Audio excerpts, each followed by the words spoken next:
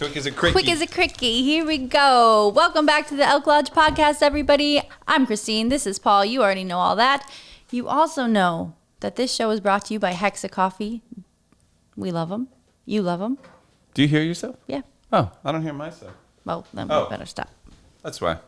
Yeah, you know them, you love them. It's called Hexa Coffee. And if you want to try Hexa Coffee, go to their brick and mortar store in Chicago, in Roscoe Village, or order their coffee online at hexacoffee.com. That's H-E-X-E coffee.com. And when you do that, check out using the promo code ELK, E-L-K, and you'll get 10% off your total purchase. That's 10, 2 times 5. Today on the show, we have Joseph Luca. Joseph is a singer, songwriter, producer, bassist, dancer, and he beat me in ping pong. I'll just admit it right away. You can check out his music, Joseph Luca, on Spotify, on Instagram. I am Joseph Luca. Yeah, it was a fun time. Yeah, it was really fun. We got into some deep stuff. It's a deeper conversation. I believe that's the title we went with, and it is. It's a deeper conversation. We talked about love. We talked about God. We talked about him beating me at ping pong and how much it upset me. It's a beautiful evening. Indeed. So, enjoy this show.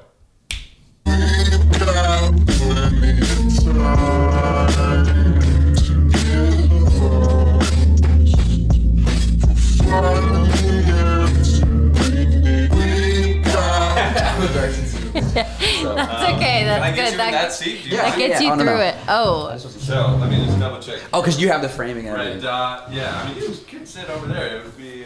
No, it's cool. It's cool. Cool. Yeah, you're cool to just jump in. All around. To anything and everything. We're talking already. I feel like we just jumped in. Do what you guys have an idea of like what kind of stuff you want to go No. jump into? No. Anything and everything could just Not happen. really. Anything's fair But game. we were just talking about, you grew up in Ojai. Yeah. We like to just kind of go right into jump it. in. Oh, this is fun. It's Do you want me to we're get closer already to in. this? Yeah, Yeah, there get you stay go. up on Oh my that god, you guy. guys have Is it 3 my SM7s? This is like $2,000 right here.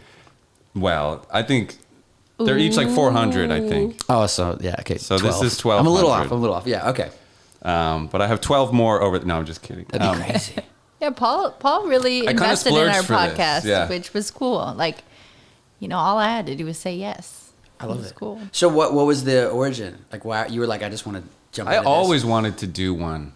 I like them. Like, Yeah. I'm a fan of podcasts, Yeah. especially like podcasts like this, mostly where it's just comedians talking, like shooting the shit. Like Yeah. Rogan's podcast, or even just so many of those, Yeah. I like all those. So I always wanted to do one. And then when, I work for Steve-O, Yeah. and I helped him start his podcast.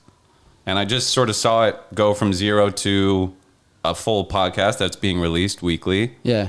I was like, we could do that. So these are the mics he uses. This is the soundboard he has. Like, I just sort of bought what he has, and boom. We have it. So what is it about it? Because I was thinking about this on the way over, specifically when you have like multiple people around 3 mics where your only focus is on the conversation that's being birthed. Correct. And it's like a different way of having a conversation with people in general, because most people don't talk like this. Seriously. So is this not your first podcast? No, well, that's why I was thinking about it on the way over, because I've done one. Okay, And I cool. get very nervous. And then I was like, asking myself, like, why am I nervous? I'm like, oh, because the focus around the conversation is different. It is. It's like even the sound of just putting the Yeah. headphones on. You're like, I'm half in the real world Yes. and I'm half in the podcast Like, right oh, now. no, I'm lost. One Yeah. ear on, one Yeah. ear off. I Yeah. get it. It does suck you in a different way, but I think that ends up being one of the benefits about it, because you just yeah. kind of have a different approach to a conversation, and it's like you're trying to actively listen in a way that we should all concentrate on all the time, but we don't, and it's good. Even just no one's looking at their phone. Yeah. During a podcast, Yeah, you're seriously. focused on This what is you're the farthest I've been away from my phone in about 6 it feels months. good. It's over there. This in the feels other room. good. Yeah, This it's is nice. how all conversations should be. Yeah, and in we've reality. had really good friends of ours, because like we were saying, we grew Yeah. up together. So we've had the same friends for like 25 years, and we've had them on, but you end up having sort of a different conversation than you've ever had with them.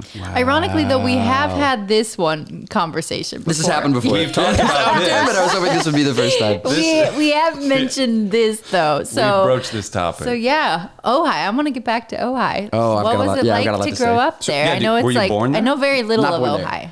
Not many people are born in Ojai because the hospital isn't really like, it doesn't accommodate that. Okay. So I was born here, moved straight to Ojai. Wait, what was the question? You want to know more about Yeah, Ojai? like, because, okay, then my impression of Ojai is like it's a little desert oasis. It reminds me of like a mirage out in the desert, and it's kind of farmy, campy, Yes. a little Culty. hippie, It's a little culty, new agey. Okay, that's what I'm picturing. Yeah, it's a trip. When people meet me and they find out I'm from Ojai, I don't fit the typecast. I don't fit the mold. And I think it's because I was like born and bred there. And then like coming out of it, I didn't really understand why it existed. Because I saw like culturally, like it exists as an escape, but it's where I'm from. So for me, I never It's like really living understood. in Vegas. Yeah. I guess it's a smaller, more like spiritual version of living in Vegas. Spiritual Or like Vegas. The spiritual Vegas. Vegas. Like Spiritual Sedona, but out Vegas. here. That's right. That's true though. It is like for people. So we were saying like our friend Dave England lives there, who Yeah. like was in LA, probably like in all the rigmarole of everything. Was Yeah. like, I want to settle down. I want things to be a little quieter. I want to get out of the city. I'm going to go to Ojai. Yep. It is like an oasis for people.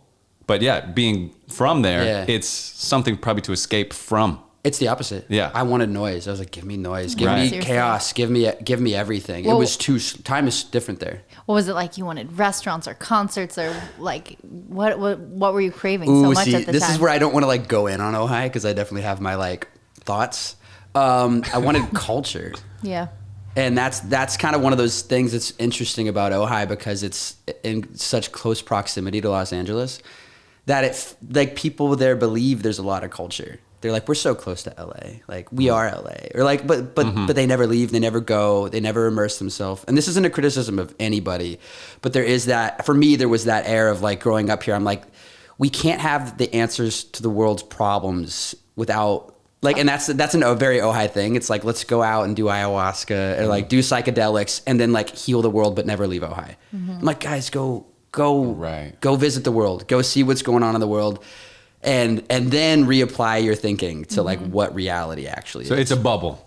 Oh, it's a bubble. Which we grew up in a bubble too. Yeah, I was we gonna grew say, up I in a very much nice relate to that. suburb north of Chicago. Yeah. And teachers would tell us all the time, like, you guys don't know what the real world is. Like, you're living in a bubble. You're living in a fantasy world. Yep. And we were like, what? Like, what are you talking about? Like, I don't know. Or like, you just can't grasp it. There's No, there's even no if way. you believe them. Yes. You just can't understand what they mean until you leave the bubble. Exactly.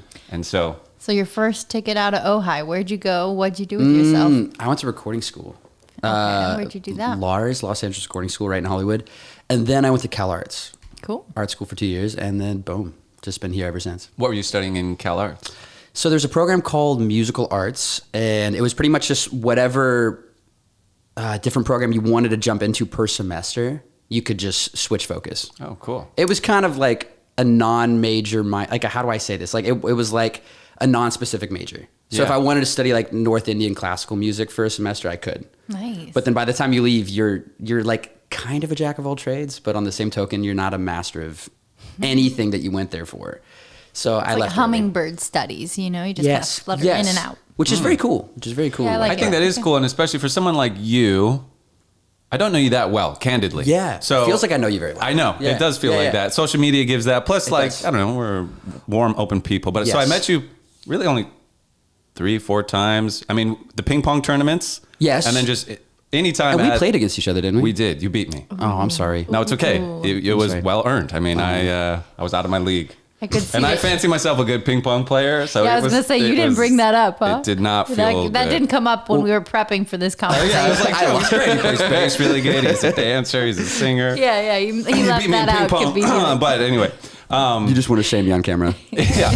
No, but Get me back.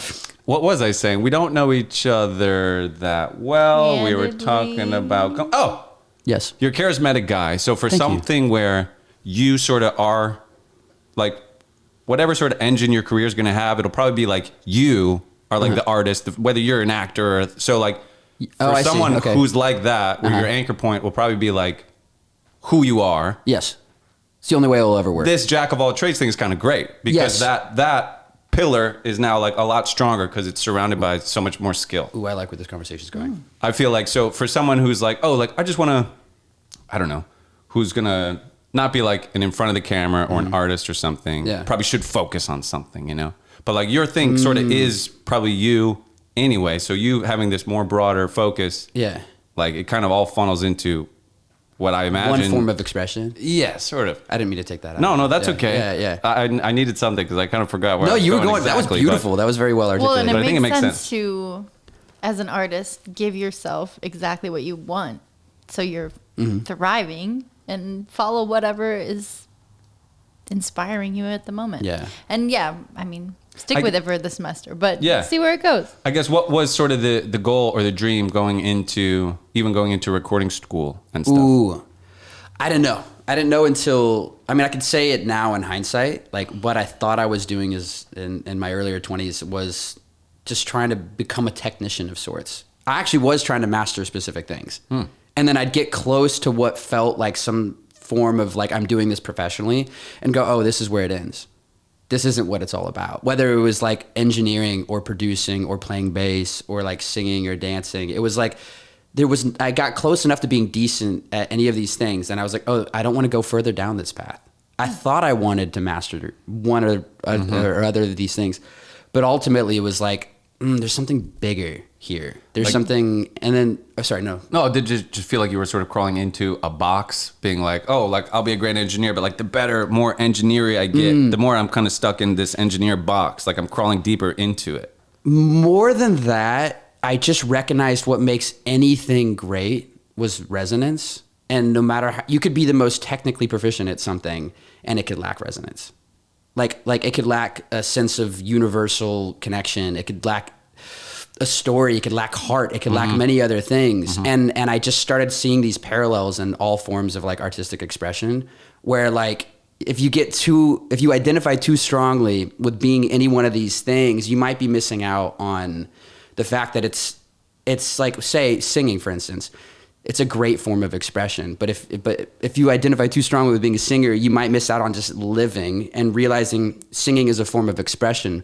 But if it's not accurately expressing the emotion you felt in a moment, or like mirroring something that happened in your life, then what's the point in letting other people know, hey, you can sing or you can do this? Right. Because that's as far as it goes for me, where I was like, I don't really care if people think I can or cannot do something. Right. I care if what I'm doing is a reflection of authenticity in regards to what I'm feeling. Right. Does that make sense? Yes. It does make a lot of And sense. sorry, no. No, well, like to add on to kind of what you're saying, like I feel like some people study a craft almost like an athlete. We're like, I'm going to be a Yes. singer. Yes. I'm going to be the best, technically best, and I'm going to work until I'm the best singer. Yeah. But for someone like you're more of just an artist, and singing is a way that, so like the thing you want to do most is like just express yourself. Yes. And so singing is like, that's a way I can do that, but you're not pursuing it as like an athlete I used would.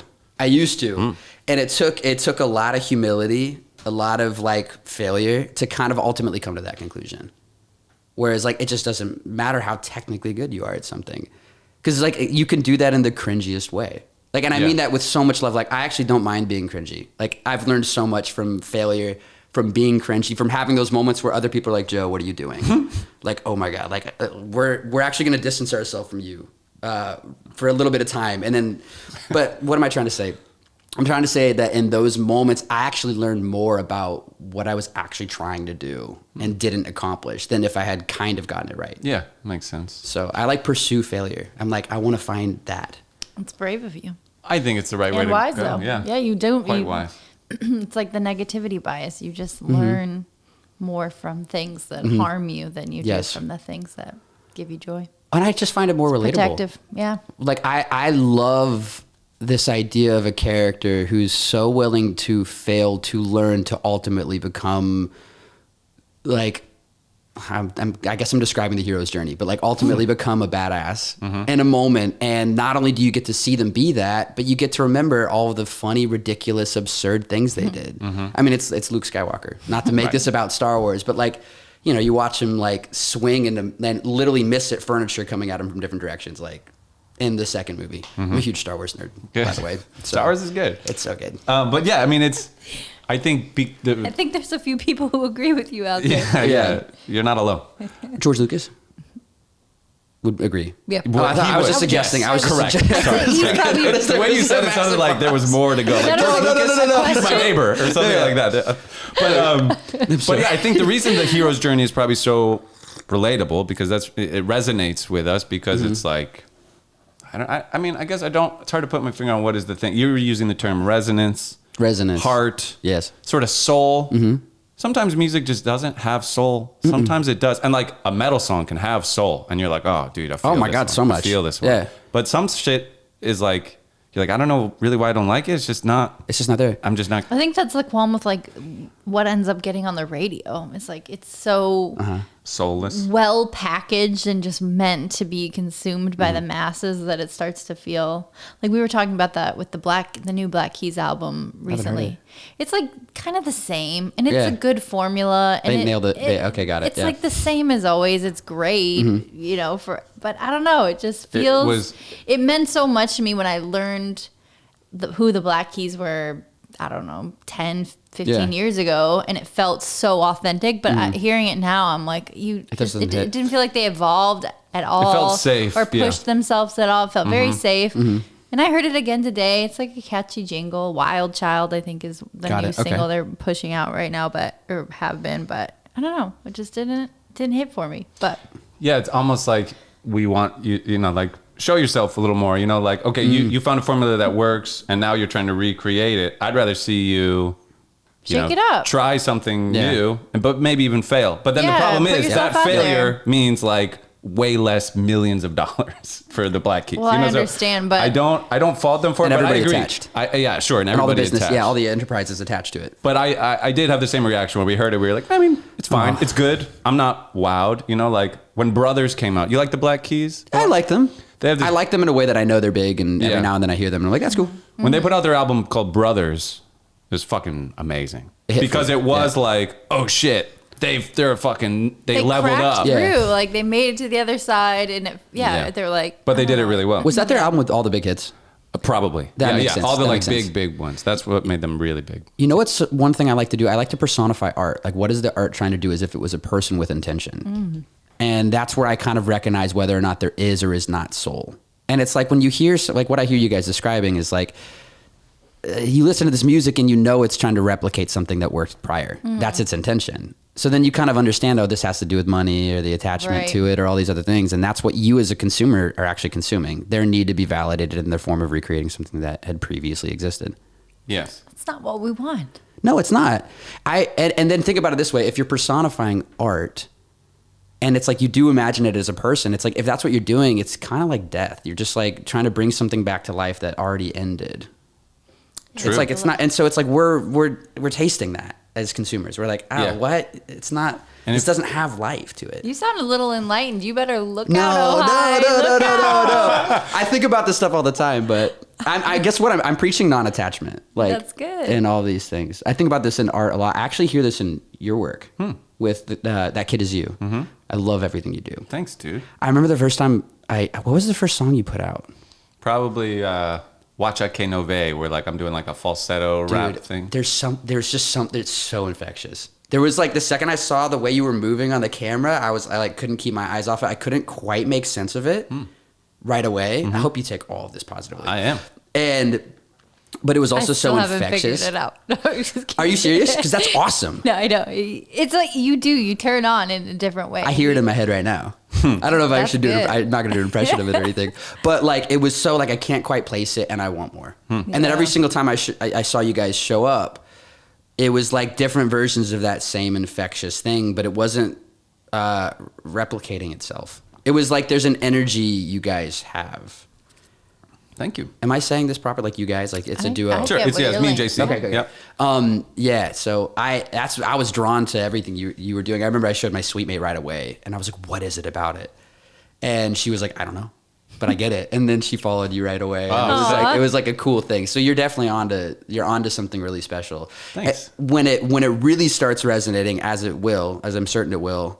Be sure not to try to replicate it 10 years from now. Yeah, I think luckily that's a good advice. JC and I are on the same page where it sounds like you're on too, where it's like we never want to make a song and go like, it's good, but is this a That Kid Is You song? No, you don't want to think like you're that dead, at all. You're fucked. Or even, I talk about this a lot, but you know, when you're making music with people and they're like, let's make an R&B song. And you're like, okay, we'll start there. But then like an hour in, they're like, is this is not an R&B song? And it's like, that does not matter. R&B song was a jumping off point. Like, is it a cool song? Are we all kind of liking the song or not? Yeah. And so like, I never, I'm not worried that we'll put ourselves in a box because we're both on the same page of you like. certainly refuse. You will not let that But happen. with the destruction thing, something really inspiring to me was, you know, the painter David Cho. He's like Another name he's a graffiti vaguely. artist guy. He's the guy who famously did a mural for Facebook, but just took a stock option. Got it. And then made like $100 million later. Yep. Got it.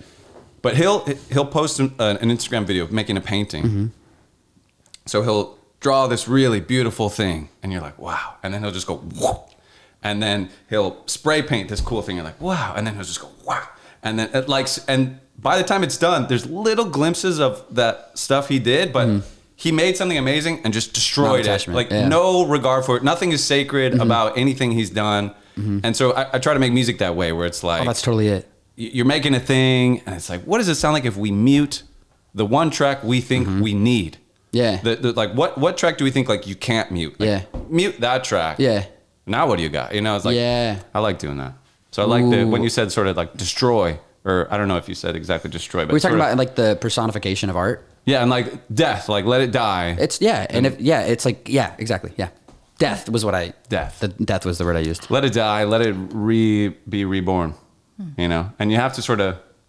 I mean, I'm going a little off the deep end, but like you know, as an artist and as someone who's just sort of like exploring yourself over and over, you sort of have to be willing to destroy yourself. And like, what's your identity? You know, I identify as like a singer. Like, what if I destroy that? What if I take that away? Or I identify as this job. What if I don't have that job anymore? Like, becomes a little self-destructive at times. Could be. But, completely. But you have to do that. Like, it's important. And like, when you destroy and then you rebuild, you're way stronger than if you didn't destroy and you just like glued something on top. You know, like you're kind of flimsier then. Question, is it our job to destroy these parts of ourselves that are coming to an end, or does it happen naturally if we just let it? Is it healthier to just like recognize, oh, this is already dying within me? It happens naturally, and that's the healthier way to do it. Yeah. I think. Yeah. Ride the wave. You keep turning it into destruction. Like, right. Which, no, but you're right. Let it be like. But I might not be right. Let it breathe. Because sometimes that's what it takes. Like, okay, like this thing inside me might need to die, but I'm not letting it die. Therefore, it gets out of hand, and eventually you kind of do have to destroy it. Yeah. So maybe we're both right. Like maybe it's. Yeah, it's always a gamble of like, when do I ride the wave? When do I steer? When do I try to make my own shit happen? Like, there's different times where that's appropriate. Yes. And not. And recognizing what I'm supposed to do in the moment is really hard. Yes. It's like, oh, am I supposed to ride this wave, or am I supposed to like resist, or am I supposed to destroy? Or somewhere in between. Yeah. Or somewhere in between. It's hard to know. Huh? Do you surf? No, I've tried a couple times. Got it. Okay. No. Just wondering if you were drawing real metaphors into this. No. I've watched a lot of people surf. Like Steve takes me on surf trips to film. Yeah. So like I've gone on these epic surf trips, but I didn't surf. I was just filming the surf. You gotta do it. It's everything. It's the physical manifestation of everything you're metaphorically describing. I tried. Yeah. Could be an you tried. moment. You tried. I tried. I've tried a few times. Did you have a teacher? No. Oh, well, maybe that's why. I was just watching everyone else do it, and I was like, there's let like me try a it. 4-step process that I learned in Santa Monica is. one summer. And I mean, I don't know if I could replicate it, but if I teach. It's quick. I'll take you. I love it. You guys both Take us both surfing. I'll take you both surfing. That would be so cool. The first 2 to 3 times you go, you almost need someone skipping the parts of surfing that are extremely difficult. There's like a learning curve, and the teacher has to make sure that the student in this scenario gets the fun part day one. And it's so hard to get to, like, catching a wave and knowing where to be in regards to where the wave is breaking is something that no first day surfer should have to wrap their head around. It's really hard. But if like you have someone who's like putting you in the right spot, and your job is to literally just stand and balance and be like, oh my God, I'm doing this. And it's like, I'm the one who pushed you in. Right. That's what I would do for you. That's the kind of surfing I like. That's what I've done. Let everybody else do the work. Like yeah. You can just push me out. And Training I'll go. wheels. Yeah, when I tried, it was in I'm fine with that. Alaska. And I was like, it was like big waves, and I was really scared of like, there was some rocks over there. I wasn't that close to them, but I was like, I'm gonna catch that wave and just go right into the rocks. So I was also like, I didn't want to catch the wave deep down. Yeah. I didn't want to succeed. That's a deeper metaphor. And I didn't let myself succeed out of fear. I was gonna say something popped in my head when we were talking about like the R&B song, like walking into a room with an expectation and creativity, because that sparked this idea I had where anytime I sit down with somebody to write a song for the first time, And maybe they haven't written as many songs as I have, which is not like I don't mean to bring that up as like a power dynamic at all. But I'll ask them, I'm like, what song do you wish you wrote? Like, what song do you hear? You know, because it kind of, this method could kind of destroy any sort of expectation, right? Of like, we need to write a hit, or we need to write an R&B song, or this is what I think I should be doing. I always ask that question. I'm like, what song do you wish you wrote? That you hear and you're just like, I wish I wrote that. That cuts to your core. That like speaks so much truth to you. What song do you wish you wrote? And you know, every person will always say their song. And then I'll be like, I bet you don't wish you went through what they went through to write it. And that's where they're like, oh. And they'll start tapping into themselves and go, okay, this isn't about envying other creation. It's about seeing great art as a means to allow yourself to do the same in your own way. So then you're taking away replication or mimicry, and you're actually seeing great art as a way to enable your ability to do it yourself. Does that make sense? Yeah. It's very cool. Kind of heady. No, but I mean, whatever. Little Ojai of you, but God damn, I've been trying to get away from this my whole life. No, and that's honestly another thing too, because Ojai does have that. I'm going to bring this full circle. Ojai does have this like preachy thing, like where it's like, we figured things out. We're just a little slower. You guys move too fast. And like, so I went to this Christian. You guys know who Krishnamurti is? No. He's like a philosopher. I went to one of his high schools, and he has sister schools in India. So like senior year in high school, we got to travel to India and like go visit all the other schools. Sick. But Krishnamurti is this philosopher. They modeled Yoda after him. So like you can go look at his speeches, and like obviously he never said do or do not, there is no try. But when you go listen to like Krishnamurti, you'll be like, oh, that's where this is being pulled from a little bit. Wow. So the high school I went to, they would like force us to like read his teachings, and we'd always be like, no, like stop putting that in our face. But then as I got older, I'd like come back to it and be like, oh, it's actually really cool. Because he's one of those philosophers that only asks questions. But the questions are suggestive. He's asking you questions for you to come to a conclusion that he would assume you'd come to. So he kind of takes away this, how do I say it? Like idol worship. And he gives the power to the person he's asking the question to come to some sort of conclusion. Oh, he's not going to give you an answer. He's going to lead never. you to find your answer. He's not going to He's pretend suggestive. like he has all the answers. He's going to help you Which- look for your own answers. Yes, but then I'd also have my criticism of like the questions are framed in a way where he's suggesting an answer, which is highly intelligent. Right. But it's also, so there's like a little bit of that too. And I just grew up in the bubble of that. Not only was I in Ojai, but I was in this school that was founded by a philosopher. Like some people go to like Catholic school or Christian school. I went to like a Krishnamurti school. A progressive school. Like an extremely progressive school.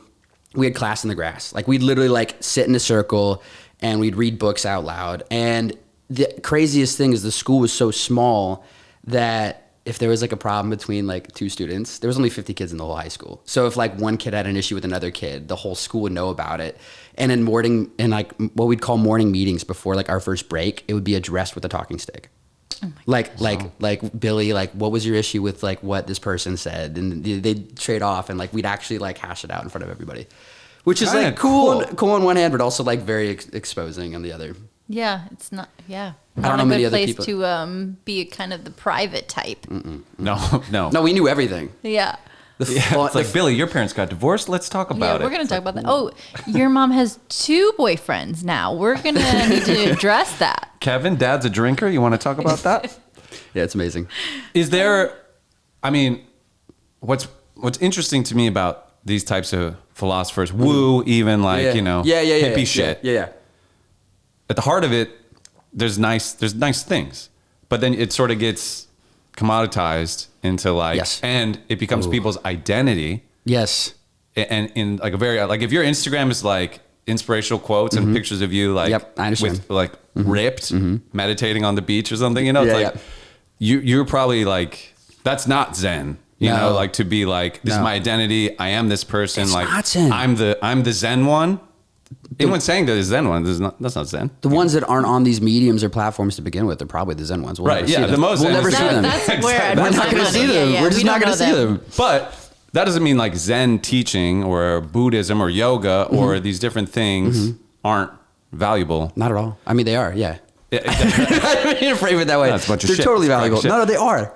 Which is cool. Yeah. So that's another, I mean, everything is sort of a paradox, right? It's like embrace it but reject it, destroy it but like build it, like ride the wave but also make a wave, and like you know, it's like it's such a paradox. So everything, or even like Christianity. I grew up Christian, so it's a lot of like fuck all that, but then it's like no, there's nice, really nice stuff there too.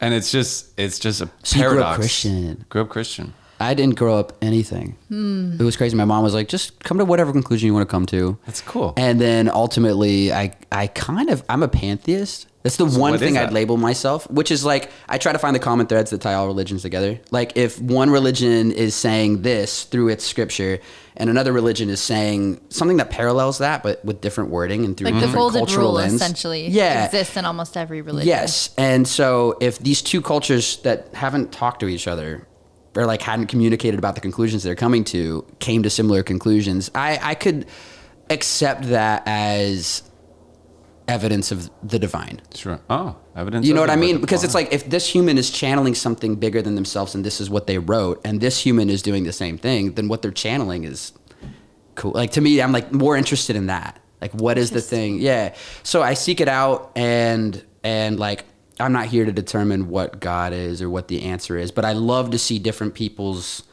presentation of God. And I think it's interesting to like kind of sometimes contest it by being like, I see your God. And they're like, you see my God? Like, what about you though? And I'm like, well, my God, if any, isn't as ultimate. And they're like, how can you accept my God while believing in God? Sorry, I know I'm getting harder. Oh no. How do I say this? Okay. In conversation specifically with people of Christian faith, I have found that I can really understand the way they see God and not take it away from them, but also not fully see it that exact way. And I find this beautiful kind of like misunderstanding in return. They're like, but how? You accept me, but not quite in the way that... Yeah, we're like, I accept you, but I don't agree with everything you're saying. I mean, that's what you're communicating to the Christian person, for example. Or, I mean, it could be anybody.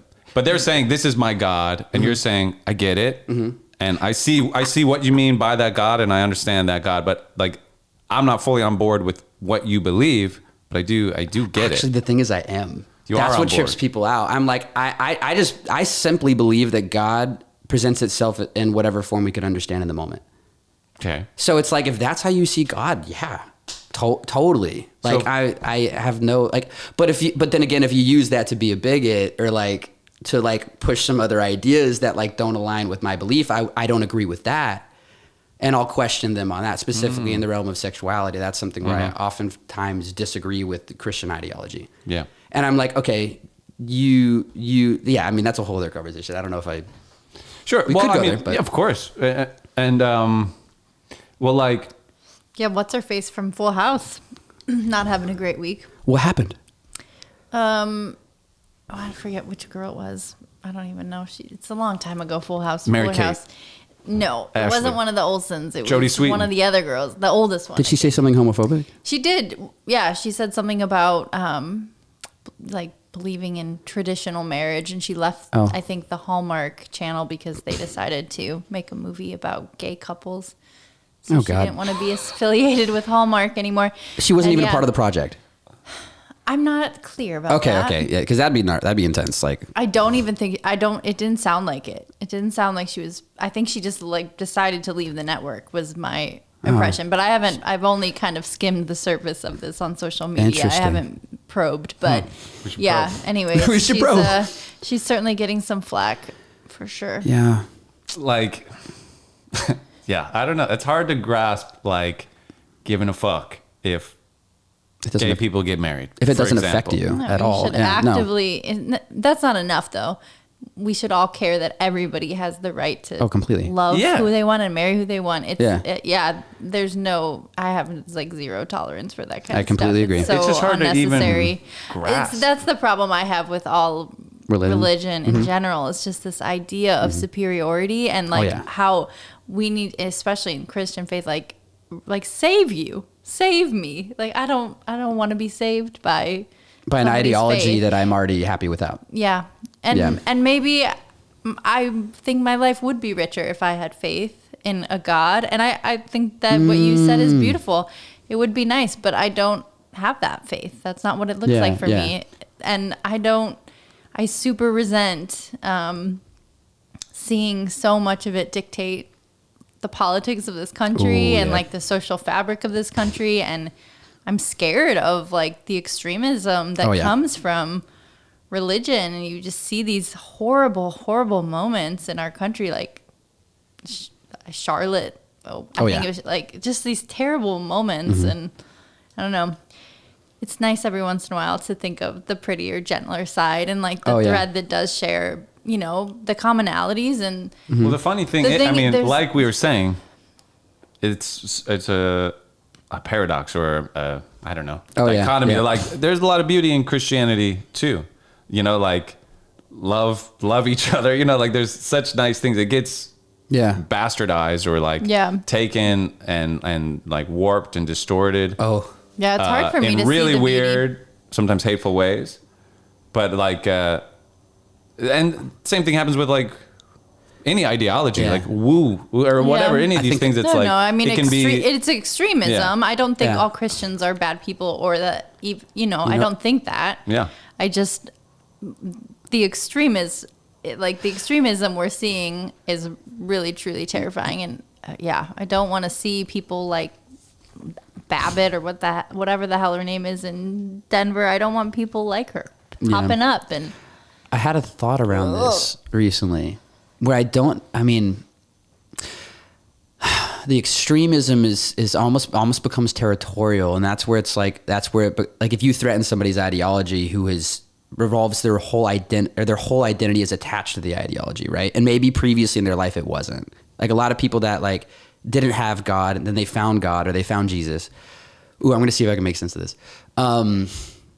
It's almost like once they get that first taste of faith, it's like hard to detach from what that first taste of it felt like. And it's almost like chasing the high. It's a high. It's a high for sure. And I'm not going to say religious people are God addicts. That's not what I'm about to say, because that is a very controversial opinion. What I'm going to say is a lot of people do become addicts around their faith. Yeah.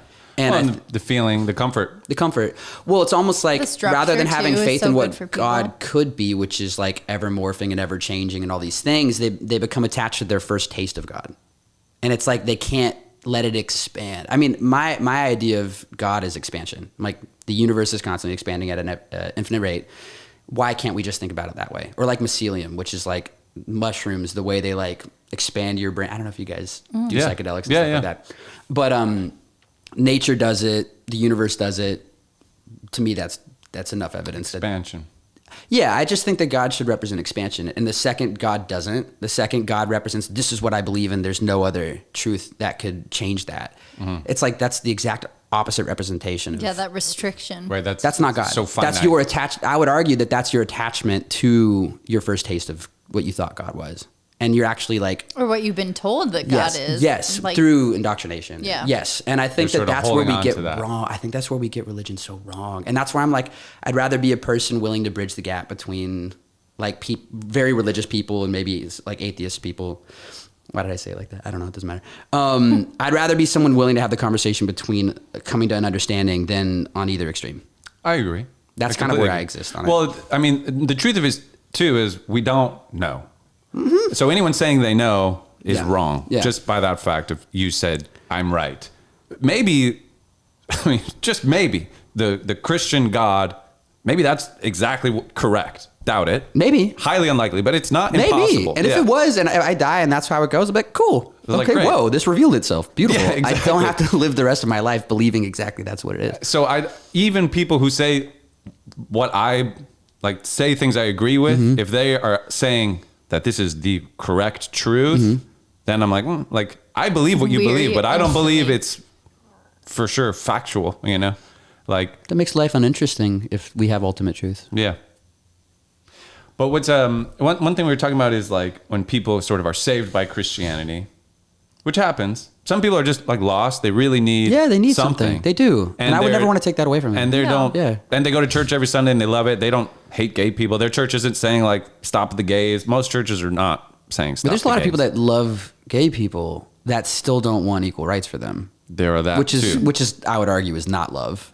Yeah, I agree. I think you're right. Yeah, and the gay marriage argument is possible. laughable at It this is. Oh, point. I mean, completely, it's completely. because then people are like, oh, it's just. But I just believe like it's just tradition. Like you can't just change what things mean. And it's like, well, first of all, why not? But just say you don't want gays to get married. Just say you don't like them. Just say that's married. what you are. Yeah, just say that. It's yeah. just like I just don't like them. They never will. You know, at least that's honest. But No, my point they is, shouldn't say that. some people get saved by religion, and that's fine. But that doesn't mean I need that. You know, you had a cold. You took Tylenol, you feel better. Yeah. I don't need Tylenol. I don't have a cold. You don't have a cold. I feel fine. I you think know, like I pop it that's what's easy. up. He never you know? does.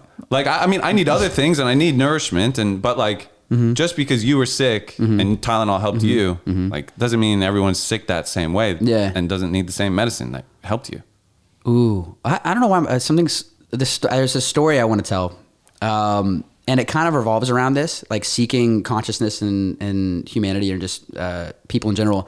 2 years ago, I think it was Veterans Day, it was Veterans Day, and I was in New York with my little brother, and there was this guy passed out on the subway. It was like 2 a.m, so like nobody was there. He was passed out on the side of the subway, and there was one younger girl there, like desperately trying to keep him from falling off the tracks. This is a kind of a wild story. So it's me, my brother Keaton, this girl, and this homeless man.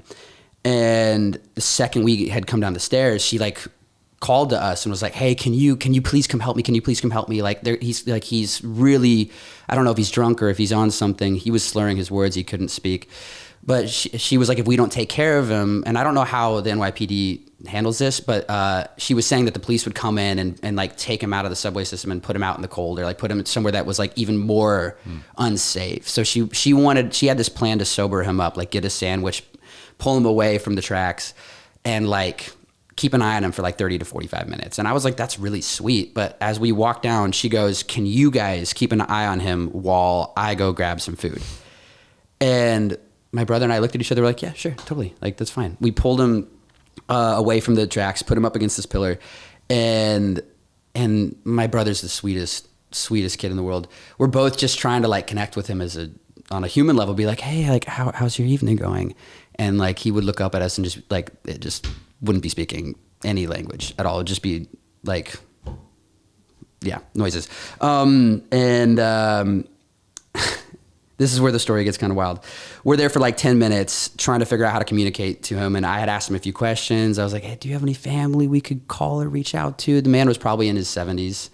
And again, we were just getting like non-responsive noise.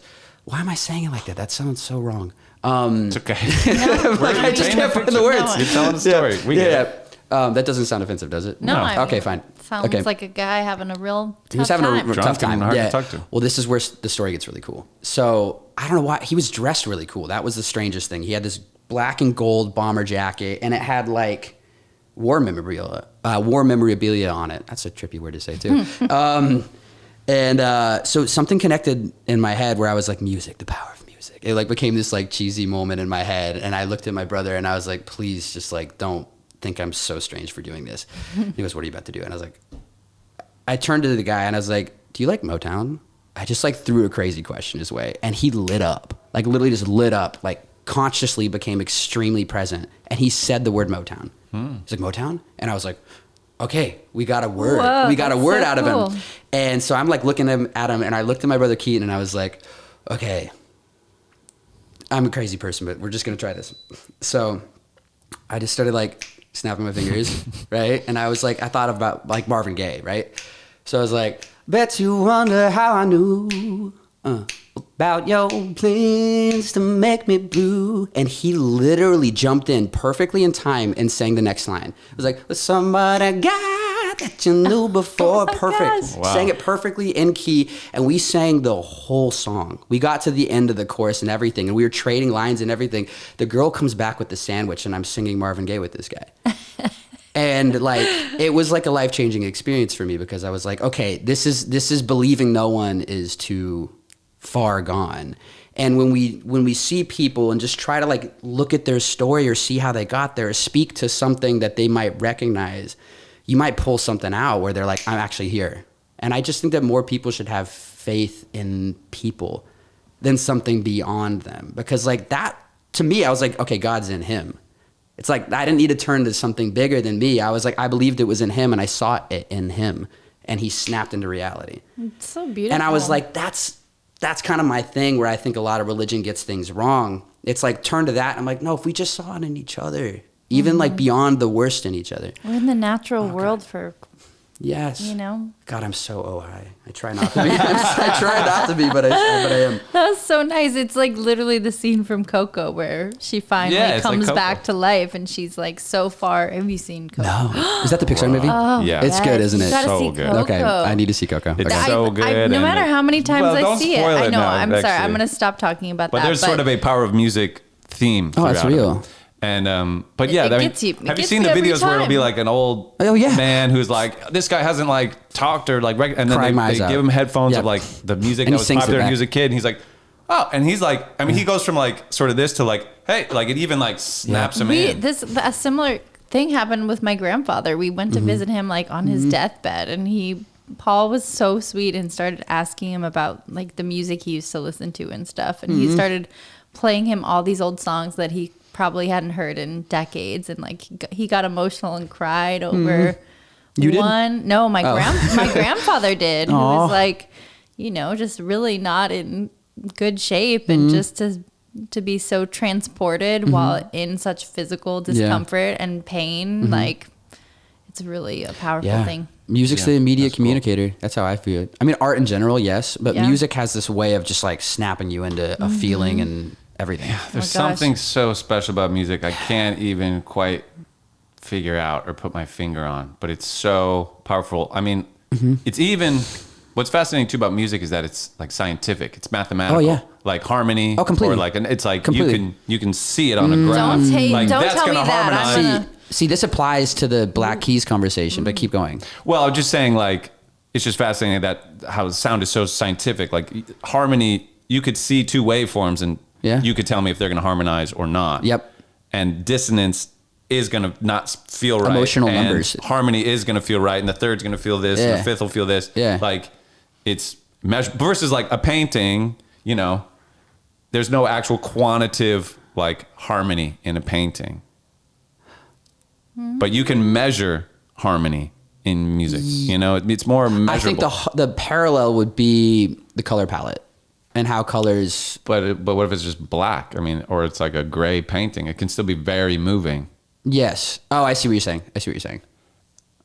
You're describing what I would call. I didn't mean to take that away from you. No, Brian. I'm just realizing like it's not a fully fleshed out idea. And maybe No, I'm not it's saying beautiful. anything. No, it's I emotional might not be saying sonic anything at all. numerology, is what music kind of is. So Yeah, tell or even like the stories. pentatonic scale. Like, have you seen the video of Bobby What's the McFerrin? pentatonic scale? Pentatonic scale. kidding. I was like, I've seen you play bass. I just wanted to see it. so well. I just want to mess with you. I couldn't even explain it, to be honest. But like, it's well, No, you totally could. well, whatever. But have you seen? There's a video on YouTube of Bobby McFerrin. Ave Maria. He like plays the audience like a keyboard. Oh yeah, he's insane. But like there's an innate nature for the, like he goes like doo doo doo doo, so he jumps back and forth doo da doo da, and he gave them those notes, and then he goes doo da doo da, and then he jumps here and they go da. Everybody sings the same note, and he goes da doo da doo doo. I've seen that, yeah. Doo, and the whole audience. Knows the exact next note Yeah. he wants them to sing. Like it's built in. Oh, I see what you're saying. And it's like it's in your DNA almost. is. Like I don't know. I don't get it. I don't get why, but it's in there for some reason. Oh, yeah. Music and like the pentatonic what part scale of the is brain in it. does music like filter through? Is it? I forget. The ears, I think. No, no, no, like the inside. The inside. Yeah, I don't know. Like is what it stimulates. I would argue. Yeah, like what part of the brain? Why that is so powerful, and why it's so deeply rooted and tied to memory. It's amazing to me that you can hear a song decades later and still know the words and like even remember which song's gonna come next because you listened to that Yeah. CD Yeah, for sure. 1,000 times I- in order without skipping a song. You know, it's like you just don't forget, and people forget what they eat for breakfast. You They know, don't forget a It's- song, no, a good you song. Don't forget the music. This is such a we're in such a beautiful part of this conversation where like this is why we make music and why we don't do what I don't want to use the Black Keys just in case they watch this. But like, don't do what they just I'm a big did. fan of the they're Black Keys, good- but we they're were good shitting on them. boys So from You know what? Ohio. I'm using them as an example of They someone need to to shit hear on. this. They need to hear this. Yeah. If anything, Yeah. we're helping. Listen Come up. on. Yeah. Better listen. Wake up. But I would imagine that it sparks the whole brain, like every part of the brain. Because I'm gonna look into that. maybe music will hit one part of the brain, but then the second we feel all the emotions attached to what we're hearing, it must be everything. I mean, because like some songs can make you horny, some songs can make you happy, some songs can trigger every human emotion there is based Certainly. upon your experience to it. So I would argue that music has the power to light up the whole brain. I see what I you're would saying. hypothesize the same. Yeah? It can make you dance. Yeah. I mean, what the Which is the fuck? best feeling it can ever. Make you It can make do you dance. this. Yes. Or even tap your foot without, you're not even thinking, and here you are. Yeah. Yeah. Because you're hearing some sounds that somebody made. Like I don't know. I don't. You know I don't what trips get it. me out is music without the human understanding of time. Like, how do I say this? Like, yeah, you know what? I'm not even gonna go there because it's too heady. But I guess what I was gonna say was like, But I will go there. Just I'm go there. gonna It's a try. heady I podcast. want to go there, but I don't want to sound dumb. But you Well. know what?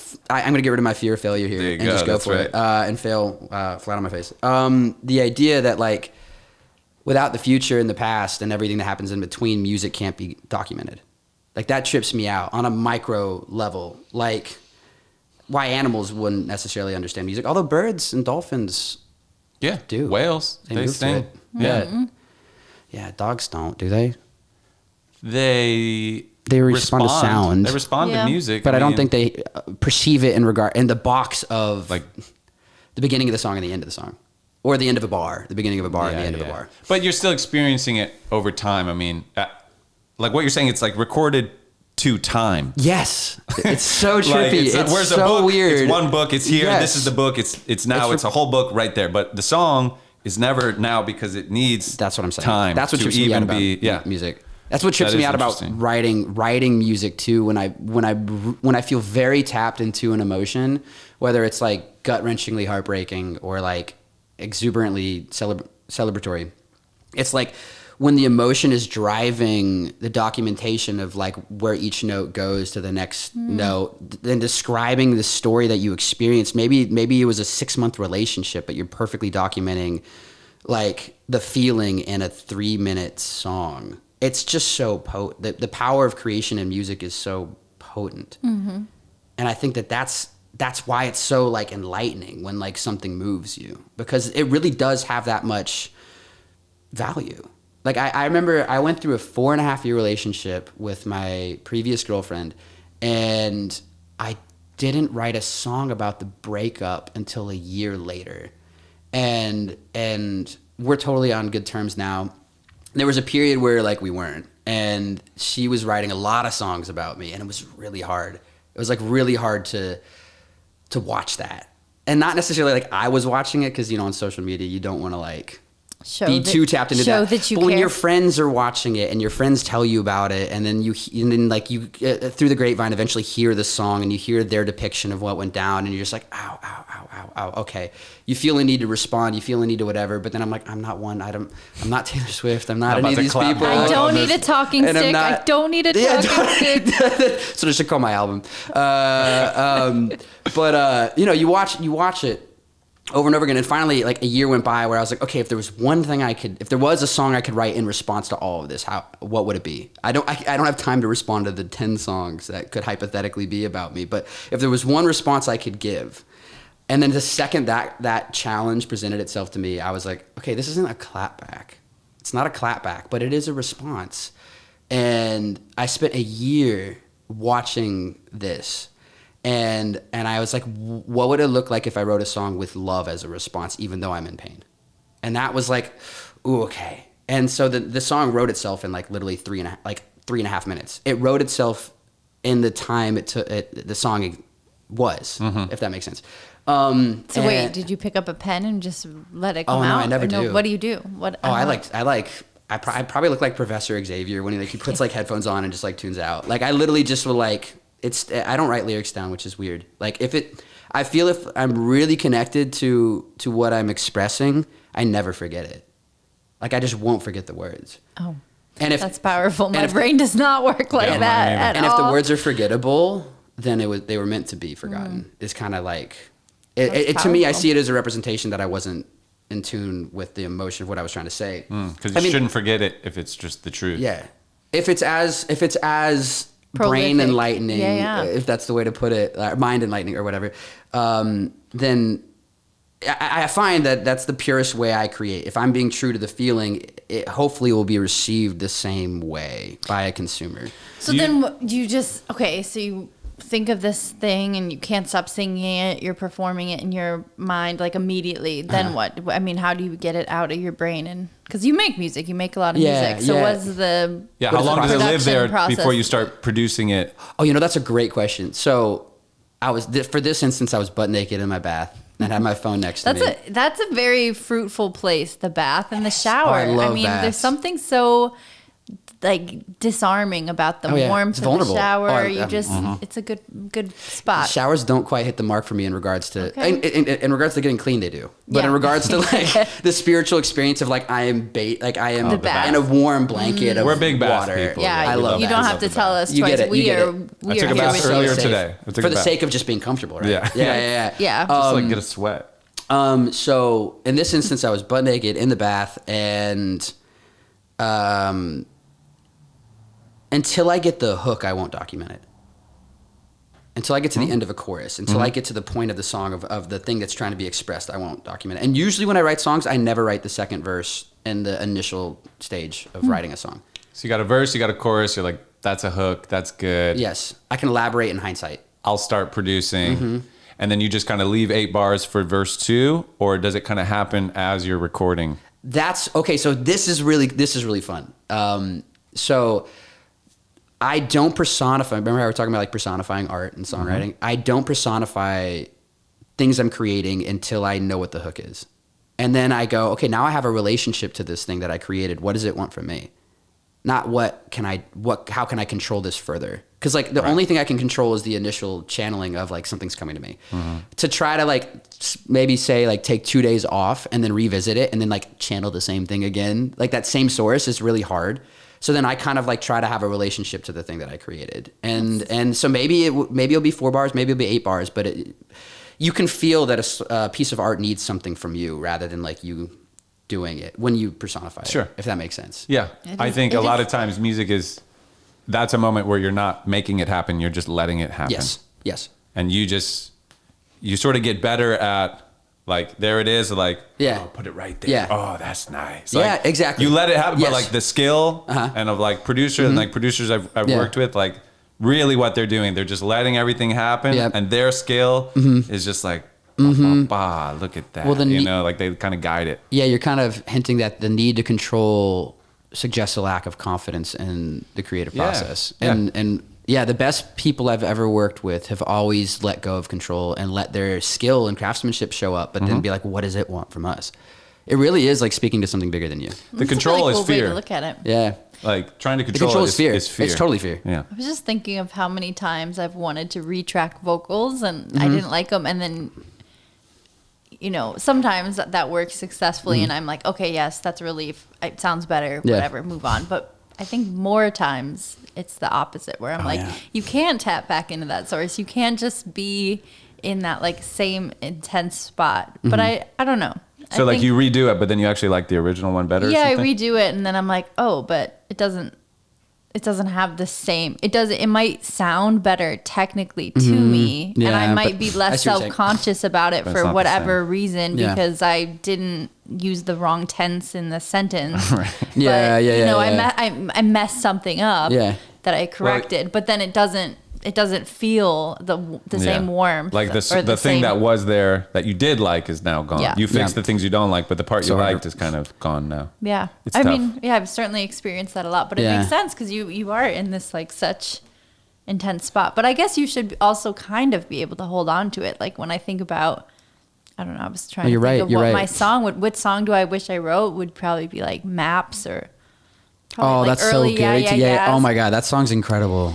And, Well, just that one hook alone. They don't love you like I love you. I know, Yeah. that's like my favorite And the drum line. chorus. So simple, so God. perfect. Yeah, so powerful. But like I mean, that takes me to the same spot emotionally all the time. So I don't know, maybe I need to challenge myself to keep really pulling at my like own heartstrings when I'm writing so that it's like actually piercing me the same level. Because sometimes I think I do stay on a nice, gentle surface. Oh, you know? yeah. I don't know. The uncomfortable territory is the magic. Deeper. Yeah. We always can. I can dig deeper. Yeah. Dig it up. Dig. I'm gonna go dig after this. I think there's a great David Bowie quote where he talks about like the place you want to be in creatively is like when you're walking out into the ocean and you just start to touch the shelf where it's about to go deep and you're like on your toes and you're like, maybe the water's right here and the waves are coming. He's like, that's where you want to be when you're creating. It's perfect. Yeah.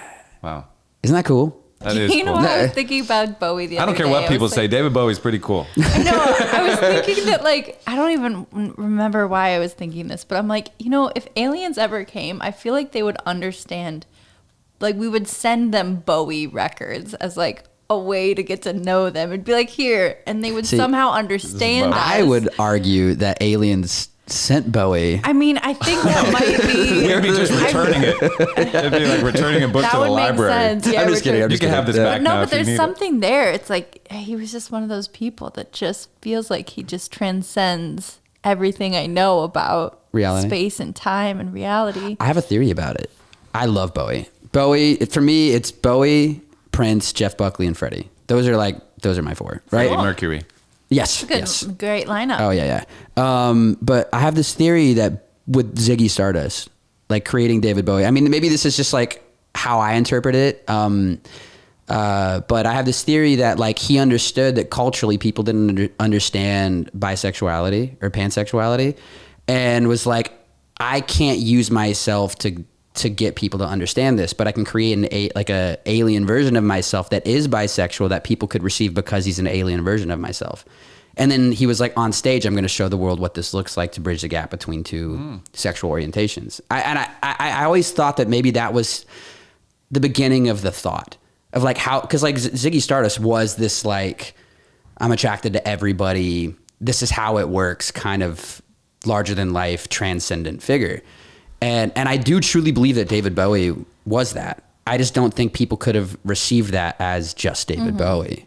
Like there wasn't the space for him to be that in his So he sort of separated regular it. self. And Yeah. now he says, He's like, I'm a "Look, teacher." Isn't that cool? It's like a sleight of hand. But I mean, Sleight of hand, and yeah. so many people do that, right? Yes. You create these alter egos so that you can do things Yeah. that your true self protects you and refuses to let you do out of self-protection. It's just putting up. Or society's perspective of it. Yeah, it's just trying to shield you. So you just are like, if it's the alter ego, then it's okay. It's they my did God. it. I didn't do it. It wasn't me. You just kind of blew Them. my mind.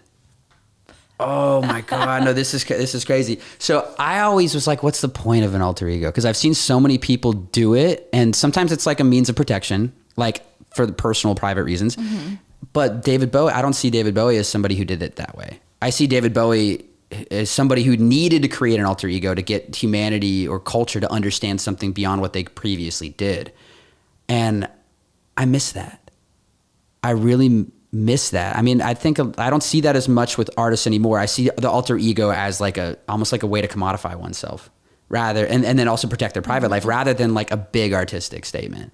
I mean, bands do it, but I haven't seen like, if I can picture somebody. like I love The Weeknd. I love Lana Del Rey. There's a lot of artists I love, but I don't see them using the alter ego to almost like throw themselves a Hail Mary pass in the metaphor, where it's like, you know, you grab the ball, you throw it, then you run up and catch it and everybody watches you do it. They're like, I didn't think that was possible.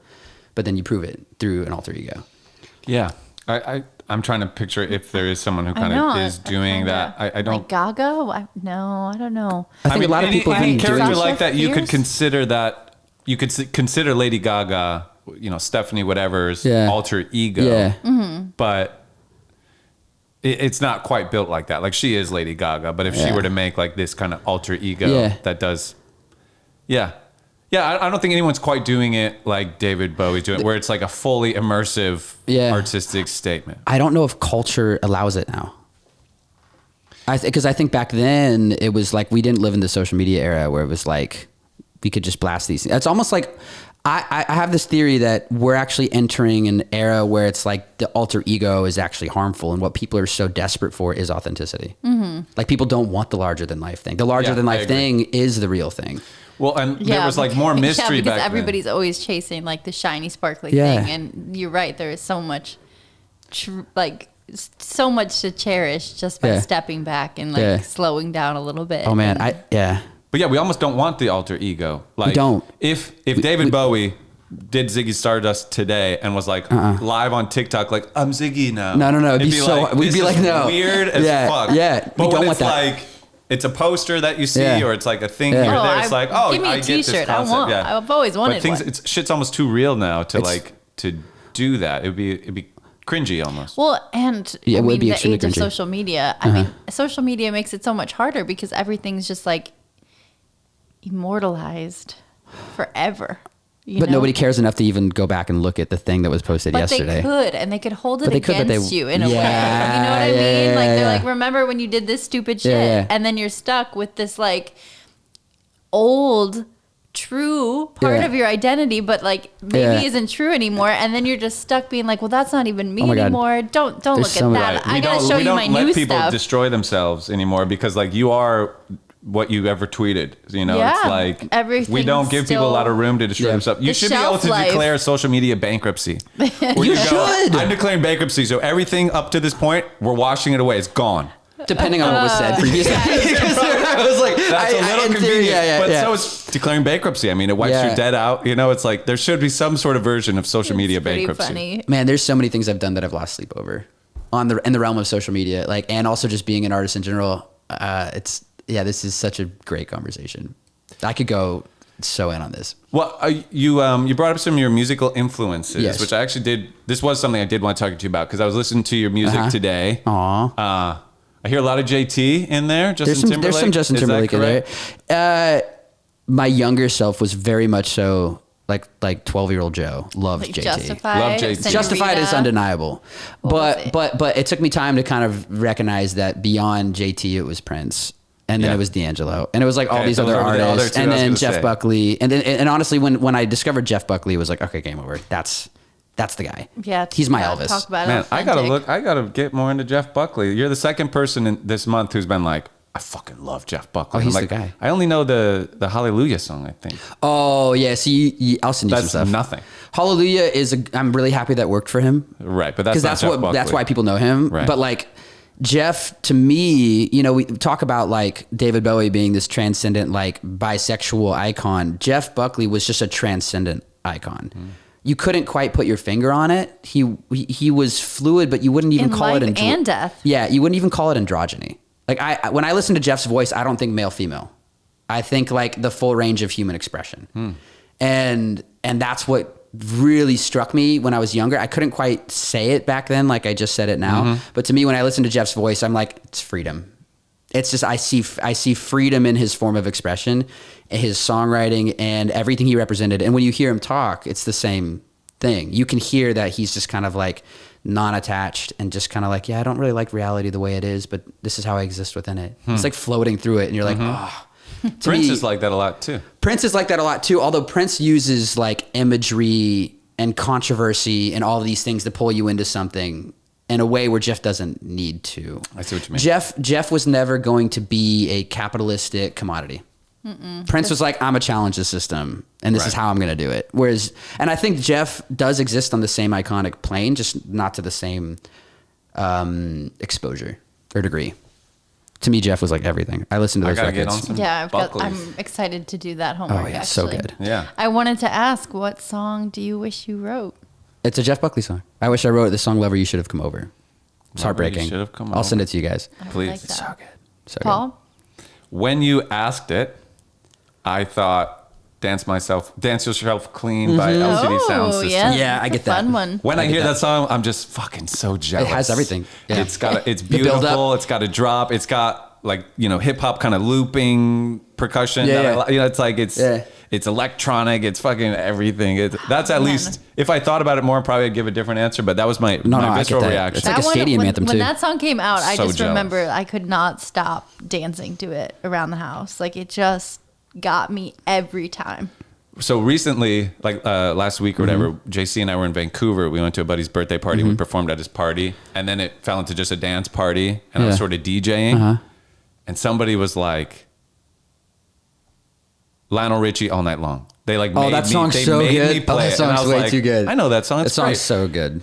Oh my god, when those horns come in and stuff, Unbelievable. Like, we were Unbelievable. We were like People in don't realize. heaven. People don't realize. And then I was like, I came home. I was like, Christine, I know you know the song, but like Lionel Richie, fucking dance whatever all night long. And so we played it in the car, and we were just That's incredible. That's out, and I'm so jealous of that song. Like if I ever make a song from a that creative good, standpoint, I could die. yes. Well, that song is pure joy, like encapsulated into feeling, and also like it very innocently is depicting like the best sex you'll ever have. Right. Because you don't think about it as like You're a right. sexual song, but it's. But it is. It's and it brings joy to sex. That's to me why when I hear that song, I'm like, oh, that's the only kind of sex I want to have.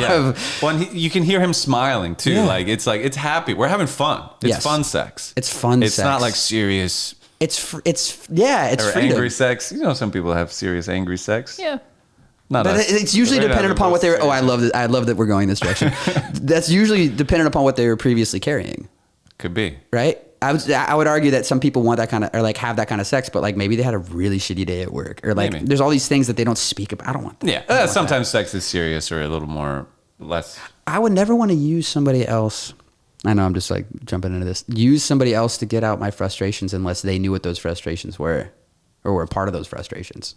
Oh, this is a whole deeper conversation. Well, if you know what I mean? Yeah. Well, Does yeah. that make I sense? mean, yeah. Nothing should be done to somebody, you know. But No, but I mean, like two people could consent into like, let's go there, let's like make love, but then like one person might not necessarily say what they're carrying. Like, I guess what I'm saying is sex is fragile. It's really like, I don't think we have a deep enough conversation around sex and everything we bring into the realm of sex. I think people just are so quick to have sex as a form of release that they don't actually realize what they're doing with sex.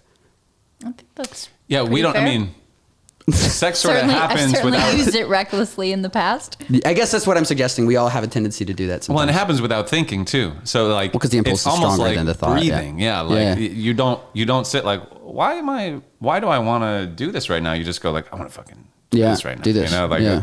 so it sort of takes over the brain. Your rational mind's not present usually for something like that. Oh, but it should be. It should. I agree. I I don't know why I agree. said it like that. It totally should be. Oh, but it should. Yeah. I think the first time I like made love, I was like, oh, if it ain't this, I'm good. So then like anytime I feel the impulse and recognize that love wasn't there, I'd be like, I'm gonna just take this elsewhere. It's not the same. It's not the same. I agree. Yeah, The it's passion big or whatever. difference. Yeah. The adults were correct when they taught us that as kids. Like sex with somebody you love is much more powerful than Oh my God, yeah. just fucking people for fun. Which Yeah. is, but it is fun too. You know, I'm not saying I don't think I've ever fucked somebody for fun. that you You weren't should in try love it. with. It's I think I've certainly- only ever loved. I've only. I want to see where you were going with that. You should try it. You should try it once in your life, at least. I would think. Yeah, I guess I have a mean, very there's- nuanced I don't take know on it. that there's a problem with casual sex. And I think as long as people understand what your intentions are. And that can be complicated because sometimes your intentions change and sometimes, you might vocalize to your partner, Yeah. hey, I'm not in a place where I can open up fully emotionally. I'm just out of a long-term relationship. Yes. However, I'm horny. I'm interested Yeah. and I'm here tonight now. Yeah.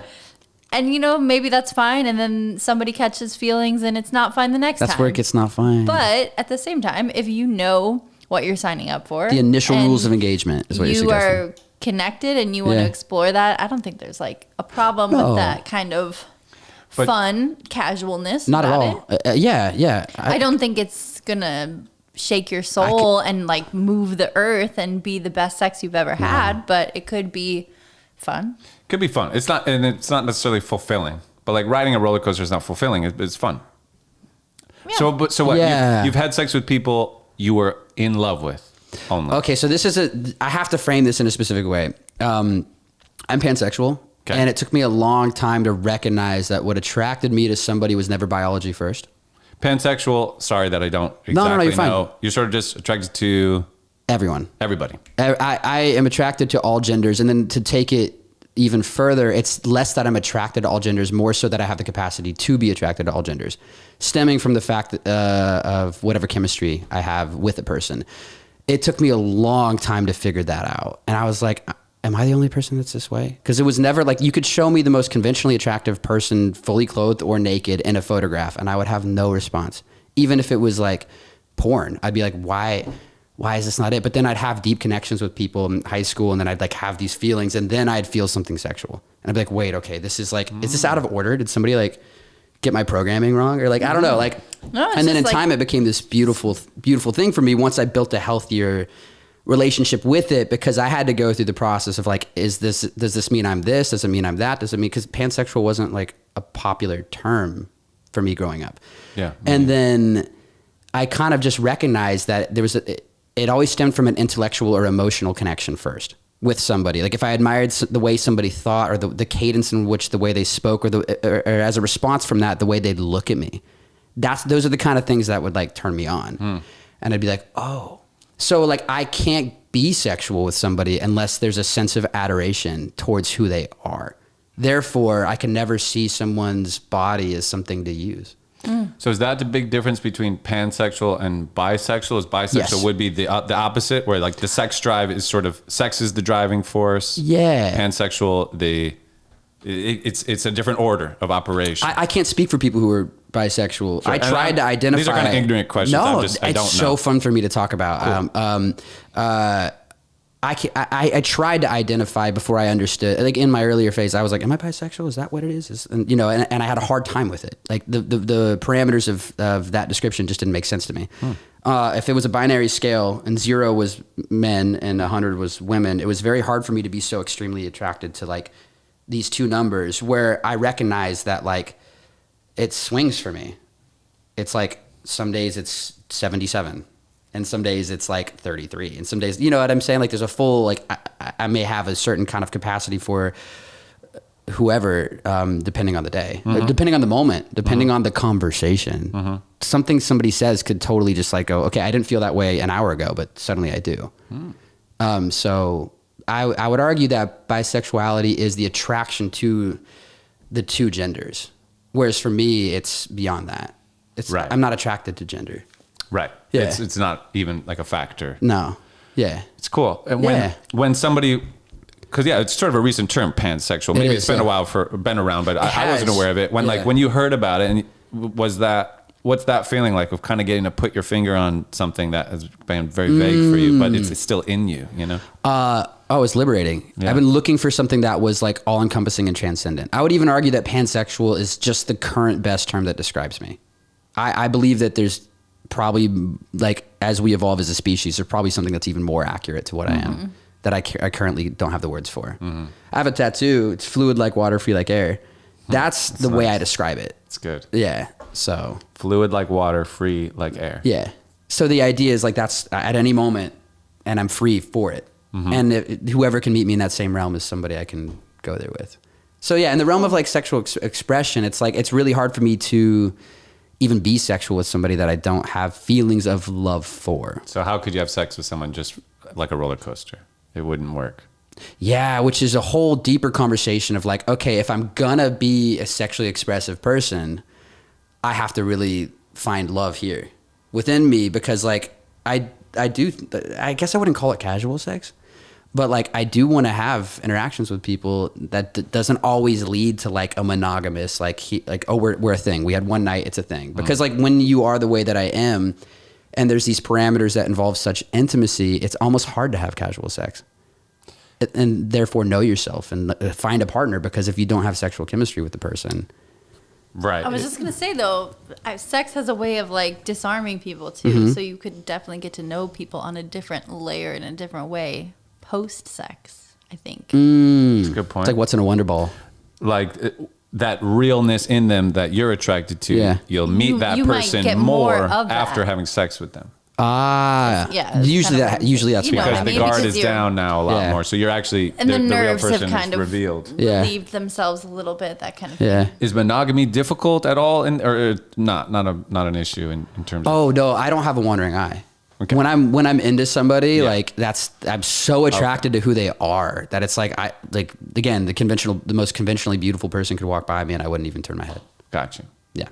So the parameters of what attracts you is always changing, but it's not like you'd wake up one day and be like, I'm not into you anymore. Yeah. Now I'm into this other. Well, yeah, you are person. touching on to a stereotype that people like me have to address, which is that we're promiscuous, and that we like can't control the fact that we're attracted to everybody. It's like, Right. Yeah, like double the temptation. no, it's not double like the that. fun. No, it's definitely not like that, and it's not something. I mean, it's Double min you gum. people could envy it for sure, but it's I'm jealous of it. I mean, at least bisexuality or pansexuality, because then the whole world is kind of opened up to you. I mean, I'm not single anymore, so I couldn't really get. You're like, what's going on here? You're like, wait, what? You're jealous? I couldn't get anything out of it now, but in my 20s, it would have been nice to be bisexual.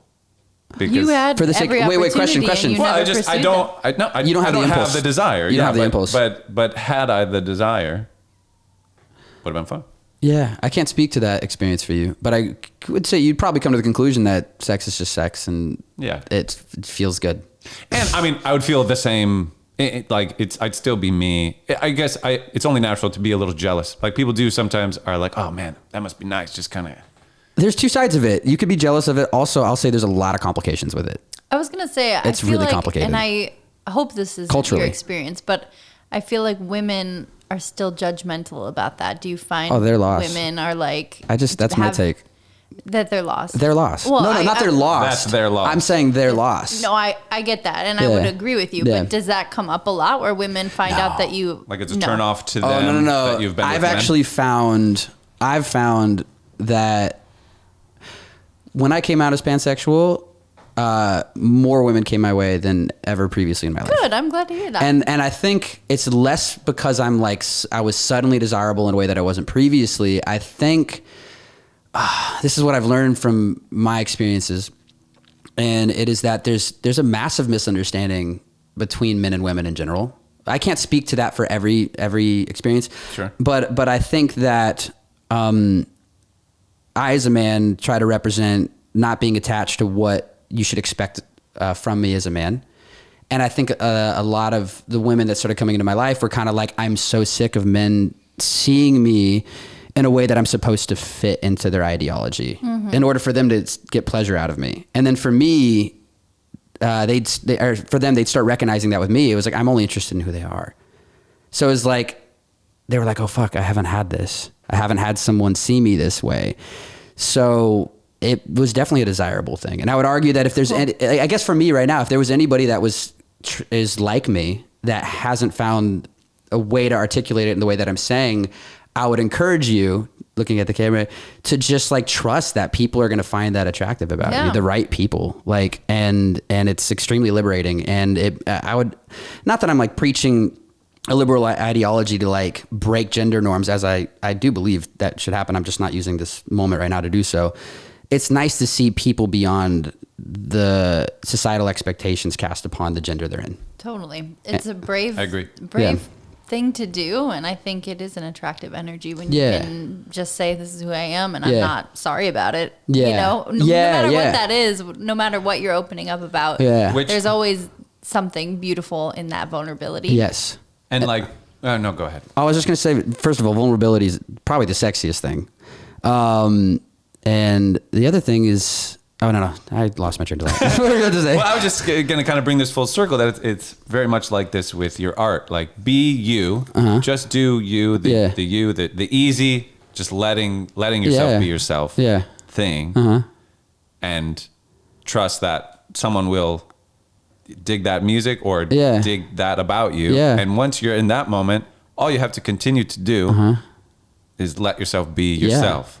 Yeah. So you've not trapped yourself in something where it's like, oh, now they like me for this, but like, oh, now I got to stay doing that. Like, Exactly. You're just able to just continue to be yourself. So whether that self is a man with a beard who chops down trees, or a man who like does ballet and like doesn't fit a norm, just being yourself and not being too attached to any of it. Yeah, and just let that. And not taking your identity things too is just you. seriously. No, and I still do. I struggle with that too. That's like my lifelong advice to myself is like, take things less seriously. Oh, life's absurd. I just think life's absurd, and the more we can like get with that, the more fun we can have. Like life is weird, super weird and trippy, and we're not going to figure it out. Might as well create your alter ego and just let it get weird. Well, I would argue that, I mean, this is the way I would want to create an alter ego if I did. Again, I don't think it's the era for it. I feel like It's not really it's the not era the era for for it. alter egos. It's stripped down. It's the raw. It's the unplugged. I'm telling you, I've having its tried, and this is the cringy conversation. I've tried so hard to step into, over the years, like a typecast of what I thought I had to be successful, to make money, based upon the fact that society's told me, hey, you better make money doing this. That definitely influenced the art I created for a long time. And I just saw that not work. Ultimately, time and time again, to then have to live with the embarrassment of the fact that everyone watched that not work. And then it's like, how do you continue when people just continuously through social media see that this doesn't work, to the point where you're stripped bare and you are who you are. And you're like, am I going to keep doing this? I guess I'm officially who I am. I'm going to keep doing this. And then you start seeing it work because it's like, oh, I don't care anymore. Surrender. It's surrender. Yeah. And then, and I think a lot of artists are going to start stepping into that in the future, because we're just so force fed every flavor, every moment, every second from every different direction, that it's like the only thing that's really going to stick out is something that just screams authenticity. Yeah. And people have such a radar. There's an innate radar for authenticity. Oh, yeah. You can just tell. You just tell. If you were doing something on your social media that was like you trying to not do something, something you're not. Which I've done, yeah. People just, they know. They can just tell. They just can feel it. I don't know why it just reminded me of this, but I was talking to my friend who's like performs at weddings all the time, and he was saying that like Instagram has ruined weddings because every single person just wants to have these like Instagrammable moments where you have this like perfect setup, and then you just insert bride and groom, pull them out, take them to the next stop, and it's like that is what means. That's what they're signing up for. Like the curated this image. curated moment of like, okay, now we got the shot. You know, we did it, and I get And it. nothing else matters other than that one moment. I get it. You want the pretty pictures, but like, don't you also want to have the best night of your life, dancing and like connecting with your favorite people in the world, and not just like stoically just like moving around? I don't know. I get it. Yeah.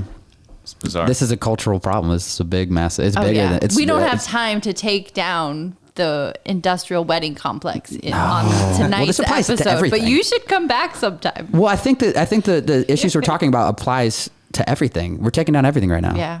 Yeah, it is. All right, fine. The paradox. Get ready. Curating Get your weapons out. curating your image to the world was something only celebrities had to care about. 100 years ago, there was like 50 people who had to curate an image. Now every single person has a curated image. Yeah. And it is fucking with people. It is. Yeah. Oh, it fucked with me for years. Yeah, and it's fucking with, it's fucking with people even in ways they don't realize, I'm sure. Sure. I mean, But like, at least, like, the glimmer of hope for me is that we still do recognize authenticity, and we care. Even if you And we're don't see still it for responding 5 to it. whole years, when you see it, you know, and you're like, that's how TikTok broke through, because everybody was sick of Instagrammable moments that everybody just picked the best shot, or like, you know, it was so funny for so long. You could have a group picture and whoever posted it was like the person that looked good and everybody else's eyes were closed, and then like the other girl posts the other picture where she looks good. It's just like, saying that's a good picture just means I look good in that picture. I look good in that picture. Everybody had these little things, and that's how TikTok got to be, because it was like, oh, okay, this is actually people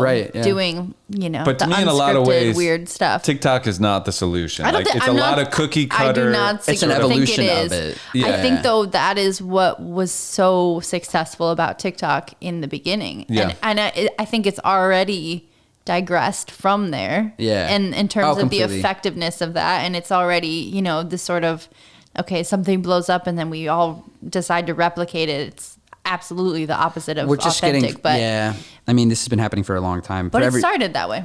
For every great band that comes out, there's 1,000 bands that sound like that band. Yeah. For every trend that happens, there's a million people that recreate the trend and it loses its meaning. Yeah, for every designer that makes a cool brand, there's a million targets that take it, you know? I have a funny story that kind of, okay, so my buddy Zach and I, we were on a mushroom trip. This was like right before COVID. It was literally the day before lockdown. We were in Ojai, and my favorite piece of music of all time is Claire de Lune by Debussy. Oh, you don't know I love What the is that? song. My friend plays that so beautifully. It's the most stunning piece of music it just has everything. It has every emotion that a human can feel on piano. The one I came back from Amanda's house and I was like, there's this composer. I didn't even know how much I loved him. And then You've heard it. You've heard it. You'll hear it. it and you'll be like, oh, that's what it is. You'll just know, It's so right? moving. So it was like an hour into a shroom trip and it was my first time taking mushrooms. Nice. And they hit, and my buddy's a DJ and he's like all into like, house music. And like I had control over the system and I put Claire de Lune on and I put it on loop and we listened to it for 30 minutes and it kept playing and I was just like in the room, like dancing, losing my mind. And at one point Zach came in the room and he goes, Joe, the more it plays, the less it means, dude. Whoa. And I was like, not this song. But he was like, the more it plays, the less it means. And then I looked at him, I was like, do you know what you just said? And he was like, what? And I'm like, the more it plays, the less it means. And he was like, society. And like we were like having this moment where it was like, oh, capitalism. Oh, this is everything. Oh, this is TikTok. Oh, this is Instagram. The more it plays, the less it means. And we just like wanted, and it was just we're milking everything. So, but we had that moment, and it was like it was so funny to me because like to me, Claire de Lune is the one piece of music that you could play that a million times and I'd be fine. It kind of reminds me, and I don't remember who this was significant for, but I know that there was like a couple or at least one like Native American group that didn't want their picture ever taken because they believed that if their pictures were taken, like a piece of their soul. Oh, that's not just, I don't think that's just Native American. I think that's in India too. Okay. There's a culture in India. Yeah. So, but yeah, that idea of like the more you preserve this different version of yourself, kind of right. You're kind of stripping away something and I don't know. It's but a lot of people idea. use it, conversely, like purposely to last forever. Yeah. Like, that you want to leave photos and videos and music and books and leave things behind. Like it's sort of the theory, like what drives us to do that is this fear of our mortality, that we will be gone. So we want to leave behind something. I mean, I think it does drive me. Like I didn't think it drove me. Yeah, it does. I almost died one time and I was sitting there thinking like, man, I haven't put out any shit. Like there's no cool shit. There's nothing to like, there's no body of work to point to. Well, you don't share that philosophy, but I don't know. I could understand. I get it. I get it. I don't know. You want to be you want to be destroyed, gone, totally gone. I have or that's at least their thought. I have a thought in response to that. Yes. I'm with you on that. I think we as artists are kind of immortalizing ourselves. Yeah, right. Trying to. I think every action we take immortalizes ourselves because it creates a memory for anyone else who ever perceived us. Right, like that ripple effect. The ripple effect. I think like I hope that when we die, we at least get a look on the bigger impact we had. Just like, hey, these are all the people affected. Okay, now nothing. I just hope there's a moment where we actually see how many micro actions we've taken in our life really do crazy things. That would be cool. Because I think at the end of the day, we'd probably all realize that we contributed equally to the collective consciousness. Like no matter how much money you make or how many hits you have or whatever, I think when we die, we all somehow contributed equally. We just it's just documented in society in such a weird way. I don't know. Yeah, I think less about those metrics and more of like, how many people did you pull off of a platform? How many people did you stop for in life when you had places to go? Yeah. Or how maybe the person you didn't stop for that was asking for your help, maybe it was better for them to not get your help because something else happened. And there's a million ways that every single one of our actions is both a positive and negative thing, and the duality of the whole thing. So it's a beautiful, overwhelming blessing, isn't it? Wow. Being alive. A beautiful, overwhelming Oh my blessing. God, yeah. I hope that's what we experience when we die. The beautiful, overwhelming blessing. I think that'll be the title of this episode. Beautiful. A beautiful, overwhelming blessing. And then put my name after it. That's what we do. We do a little title, then it would be Joseph Luca. Okay, I don't want to be the beautiful, overwhelming blessing. We all are. We all are. You're just, not just the way beautiful. But the way, if you write it that way, it's going to make me seem so strange. Overwhelming People are going to skip that episode. Yeah. Thanks for doing this. Oh my God, so fun. It's fun. I knew you'd be a sort of easy chat. Good. You're a good I don't know. Did I match your expectations of what you thought? Yeah.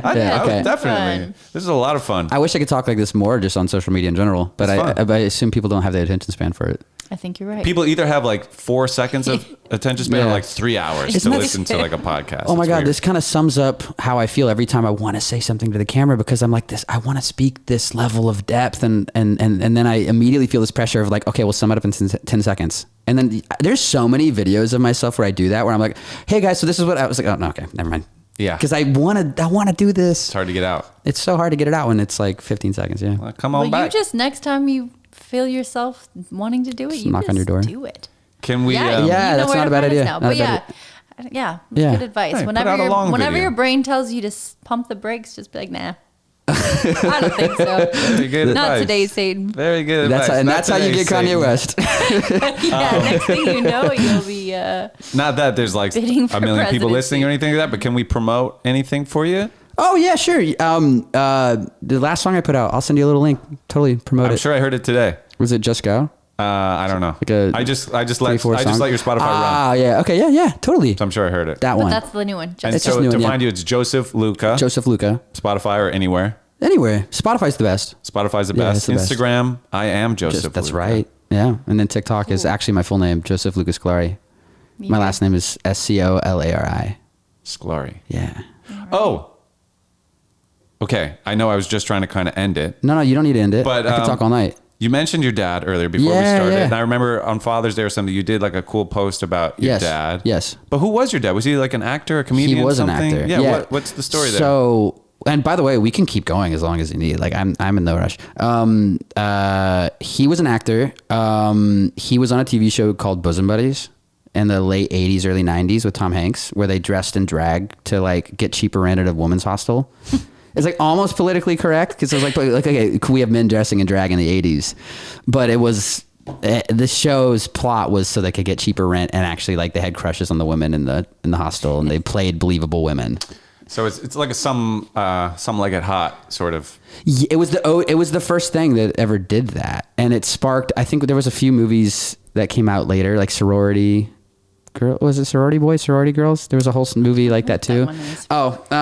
Well, yeah. So it lasted 2 seasons. It sparked Tom Hanks's career, and my dad was the co-star. So there was always this like, you know, growing up, there was always this like, oh, they know each other, and not only do they know each other, but like, look how well that Tom's doing, and like, look at, you know. And then my dad had a different trajectory, and that's a whole deeper conversation.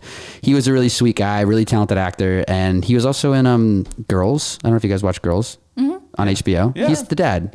He's Lena- whose dad? Lena Dunham's dad. Yeah. I'll have to check that Yeah. out So again. have you guys I seen can't the whole picture- show? Like the whole? I No. fell off of it actually. I've only seen, I think, saw season 1. maybe 2 seasons Yeah. only. I was gonna say, because if you kept going, you would have seen my dad having sex.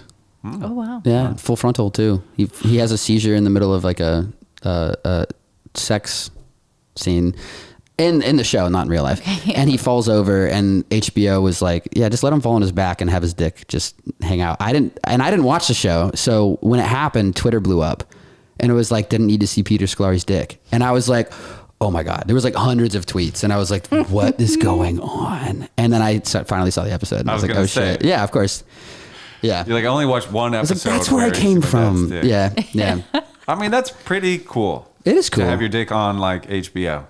Yeah, I think that's dope. That seems like my hell on earth, but to each their own. I don't think I would do it.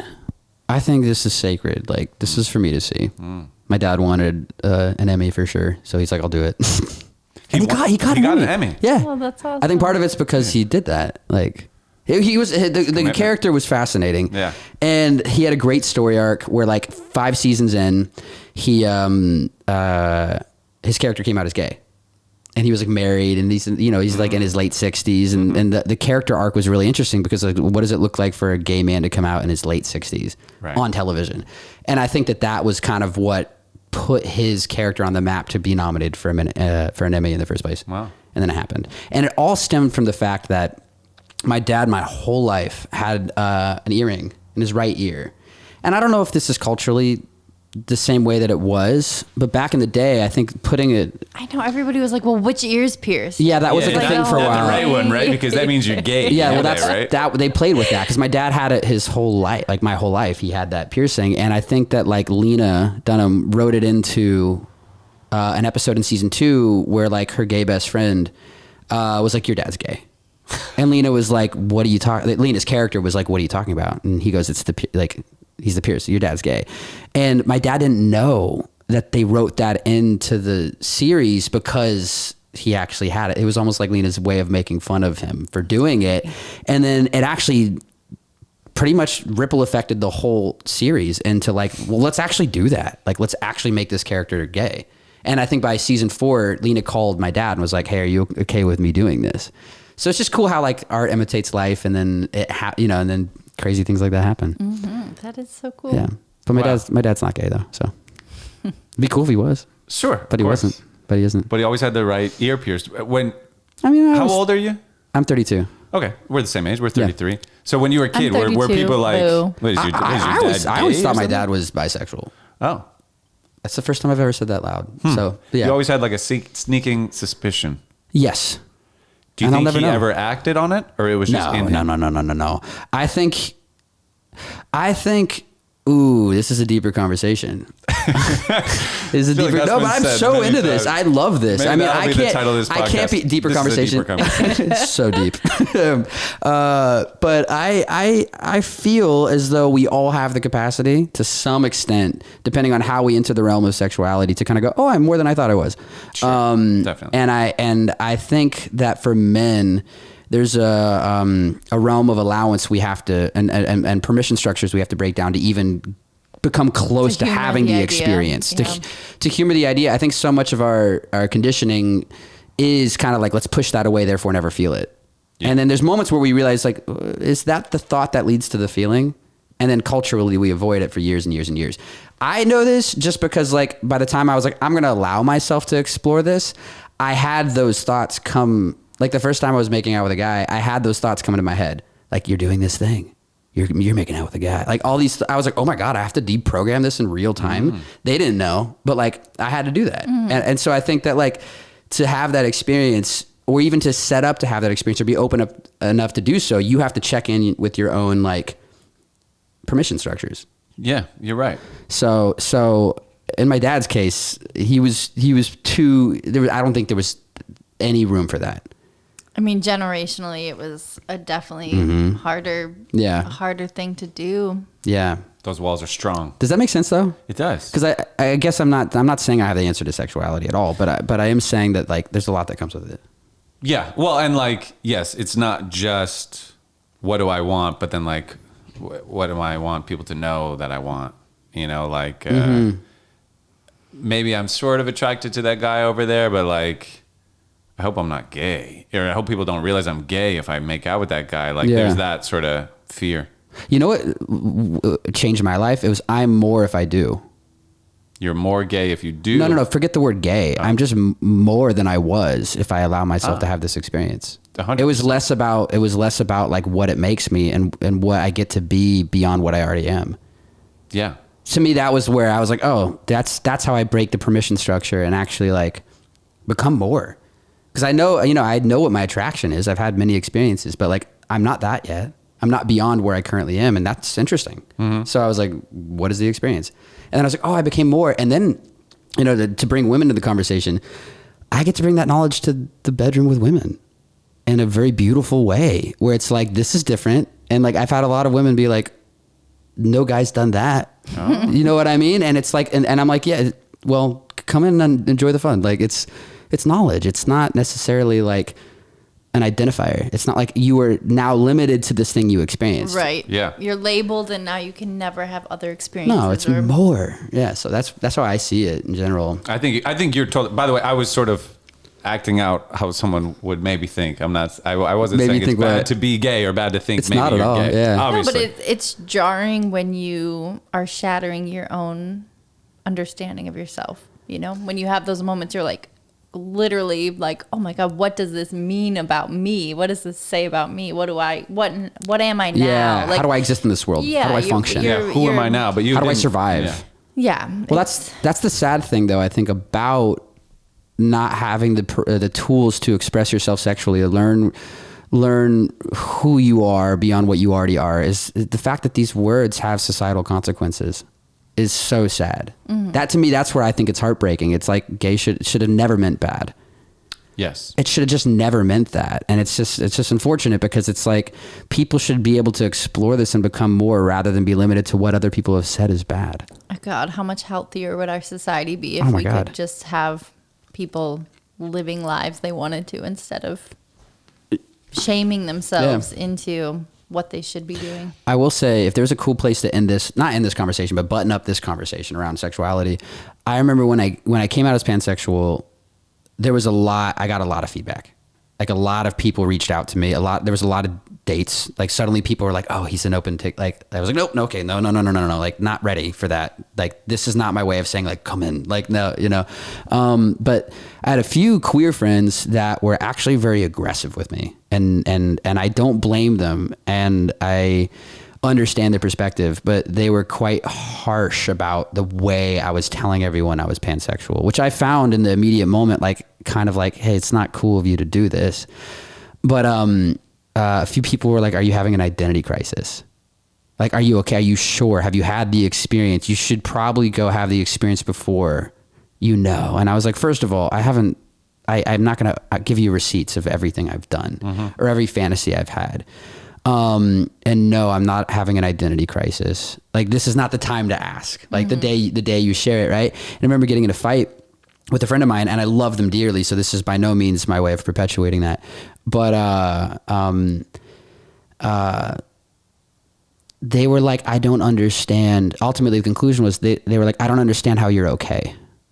Because the way I told everybody was like celebratory. It was like, "Hey, I'm pansexual." Like, awesome, cool, on to the next thing. And they're like, I think for them, they were like, "How are you not inheriting the fear and doubt and shame that I have?" And that's what they were saying. And I was like, well, I don't feel shame about this. And I haven't, and maybe it's growing up in Ojai, or having a mother that never cared what I was, or having, God rest his soul, an absent father, that I was just like, I am what I am, like, and I'm going to allow this, and I'm not going to carry or identify with the way that other people see this as bad. So when I told everybody, I was just like, "Hey, I'm pansexual. I think it's beautiful. Like, you know, no biggie." And specifically with this person, they were questioning whether it was true, because I wasn't in pain. And that was really interesting to me. I was like, why should I be in pain for being this way? And they were like, they didn't say this word for word, but this is kind of how I interpreted it. They were like, because so many people are, and so many people have been, and a lot of people don't have the permission structures to be as free as you. And it sparked this conversation. Should I be allowed to express myself because I haven't dealt with oppression? Like, I haven't dealt with oppression around this. I've been afraid of being the way I am, but in reality, I've always been awarded for being the way that I am. Like, most people are like, "Oh, I'm jealous," or "I'm envious," or all these things. And I've never lost family members for being the way that I am. And I started noticing there was this like duality and privilege that I had to be the way that I am, and just go, no, but this is beautiful. Just because other people have these experiences doesn't mean that people shouldn't come out and say, "I am this way and I think it's beautiful." And it's that simple. And this quote, or not quote, but this thought came into my head, and it applies to this. It may apply to other scenarios, but my response to them was, when you force individuals to discover themselves within the confines of oppression, you're instilling trauma into their self-discovery. And I don't know if that lands. Say it again. That's a big problem. So it's because for me, I was never forced to discover myself within the confines of oppression. Right. I never discovered this in hiding. I wasn't like in the shadows. Like, and my point being is, the friend was like, you should go explore this before you tell people what it is. And I was like, I don't have to have had, like, there's just something weird to me about like, okay, I don't know if I am. I'm not going to tell people if I am. I'm going to go hook up with a guy and then I'll know. I was like, why don't I just say I am and then hook up with a guy? Sure. Like, why should I have to do this in hiding before I proclaim it? And the whole point is there is no order. There's no order. And I think everybody, or method to one size fits all kind of thing of how you do this. And that's where I found my confidence. And it reminds me, like that quote you shared, it's like, it's like when you out somebody, Yeah. like it might ultimately liberate them Yeah. because they're finally revealed the secret. It could traumatize them too. But it's going to come Probably with gonna a traumatize. lot of freaking trauma. I would argue because more trauma. Yeah, For sure. definitely. Yeah, you And should so not. that idea of like, Yes. you know, you're instilling something that could be like a beautiful experience is now just scarred with trauma. However someone tells you they are who they are should be totally celebrated. Yeah. It's that simple. But you wanted to hear the quote again? Yeah, just, yes. When you force individuals to discover themselves within the confines of oppression, you are instilling trauma into their self-discovery. Got it. That's kind of that was my response. Cause I was like, it's a thing, and I can't speak to the whole queer community, but it is a thing for men specifically who want to explore their bisexuality, pansexuality, or their just queerness in general. Where it's like, I want to know if I am this, but not but without the consequences of being it. And I just think those are traumatic parameters. It's like, and I remember being a kid, and the first time I had the thought that I may have the capacity to go there, I was like, why should fear be my first feeling around attraction? Like that was like so not okay with me. Got you. So to wait, don't announce anything till you've tried it. That act of trying it is sort of based in fear and shame because it's like, yeah. I'm not just going to say it I'm not going to say it specifically is. It can possibly be that way. What is the like motivation to announce it in general? Like what was the sort of thought process there? That's a great question. I never thought I needed to. Never thought I needed to. And then I started noticing in the realm of artistic expression that when people didn't know that about me, they were like, who's this fuckboy? Like people really did put me into these parameters of like, who's this sexually expressive cis straight guy? Why does he need to express himself this way? Because nobody saw me for who I really was. So it was weird how just that subtle detail was like, no, I'm not being seen. Like I want to express sexuality because it's beautiful, not because I believe I'm entitled to somebody else's body or like anything like that. I just think that like I had dealt with repression and not being able to express myself. So then like when I had a platform to sing or to wear clothes a certain way or to move a certain way, I was like, oh, this is a beautiful form of expression. But then there was this other element of like, well, you're a privileged guy doing so. So I put you in the category of every other like pop singer or like person that like you that I've seen previously. Like, all due respect to Justin Timberlake, but like if you pull him into the conversation and you look at what he represented, it's like you analyze his lyrics, you analyze like what he represented. He was catcalling women and like I remember Senorita? Yeah. Senorita. What's the one? Also, there's one that's like, "Don't be so quick to walk away. Dance with me." It's like you listen to the lyrics. It's like the way you phrase these lyrics are actually kind of like possessive. And there was one, and not to like, I really don't want to tear Justin Timberlake apart because at the time it's what represented culture, which maybe was a bad thing in hindsight. But I remember listening to these lyrics to Love Stoned, and I love that song. I love that song so much. But I talk about it all the time. But do you know what the lyrics are? Like in the first verse, they're so like, at least in my opinion, they're kind of problematic. I should. Otherwise, my theory's out. What are the lyrics? window. She grabs the yellow bottle, likes the way it hits her lips. It gets to the bottom. It sends her on a trip so right, she might be coming home with me tonight. Oh yeah. Oh, there it is. Yeah, Get I her was drunk, like, I take her remember, like, I home. was like, what the heck? I remember like re-listening to that, and again, this was in the height of like people being upset about Janet Jackson, and when he like, So ironic, like a nip slip versus those lyrics, you know? look, he was being expressive. I'm not trying to go back to 2006 and like change history or anything like that, but Uh-oh. Did that Cameras come are to starting to die. It's a long episode. This is a good episode. We're coming up on 2 hours. But I started noticing that like people were very quick to just be like, to see me as that extension of that typecast. And I just realized that I hadn't been as honest, and not that I was being dishonest, but open as I could be. It seems, correct me if I'm wrong, Yeah. but you being an artist, like your sort of life's work is discovering yourself and expressing that to people. And this is something about yourself that you were expressing to everyone. Like, hey, this is who I am. Like this bass song, that's who I am. Yes. This is who I am. This announcement, these clothes, this is who I am. Yeah. And you're sort of showing it to It's not a people. lie. It's Yeah. it's not a fabrication. It's not an alter ego. Yeah. I think once I started letting people know the root or of who I am and where I was coming from, they were like, "Oh, it's not fake." Like one of my closest friends was like, "I saw you on social media." They didn't know me prior. Like, "I saw you on social media. I thought you were interesting. I didn't know if you were for real." When I hung out with you for like 3 months, I started realizing, holy shit, he is exactly the way he is on social media. And it was funny because at the time I was dealing with so many people questioning whether or not I was like authentic or being real. And I know that I was never not being authentic on social media. I just wasn't showing the full thing. And when you don't show the full thing of who you are, that's you Kind of the leaving the same thing. audience up to interpretation. They get to see you through their lens on how you seem like something they've seen before. Right. And so for me, it wasn't that I needed to tell everybody. Like my family knew, my grandparents, everybody knew, and they were like, "Oh, Joe's always been this way." But it started becoming a thing where I was like, "Oh my God, being an artist, I'm doing myself and anybody watching a disservice if they don't understand the root of where this is coming from." Yeah. So that was cool. And then I started noticing the power of it, where I was like, I needed somebody to model this for me when I was 12, and I didn't see anybody. I had to identify with JT or like all these other men. And I wish I found somebody like me now then. So if maybe there's somebody else eventually that will hear the way I articulate these things and be like, "Oh, thank God." Because I was having a hard time figuring that out. Cool. Yeah. I hope so too. Yeah. Oh, lovely, lovely. Well, Good stuff, right? yeah, good stuff. What a great podcast. deal. 2 hours. We usually cut off about an hour, honestly. So thank you for course. joining us on this Yeah, journey. seriously. So Yeah. nice It's a to deeper meet you. conversation. Such a pleasure. Yeah. It's a deeper conversation. It's a deeper conversation. I think We should that'll have a be the part two. title. We should have a We, Yeah, yeah, we should have definitely many come parts. back sometime. We should have many parts. You live so close, especially. And yeah, fuck yeah. Thanks for doing this. Of course. Joseph Luca, Hey, everybody. Thank you. You guys are awesome. Good night, everybody. Aw.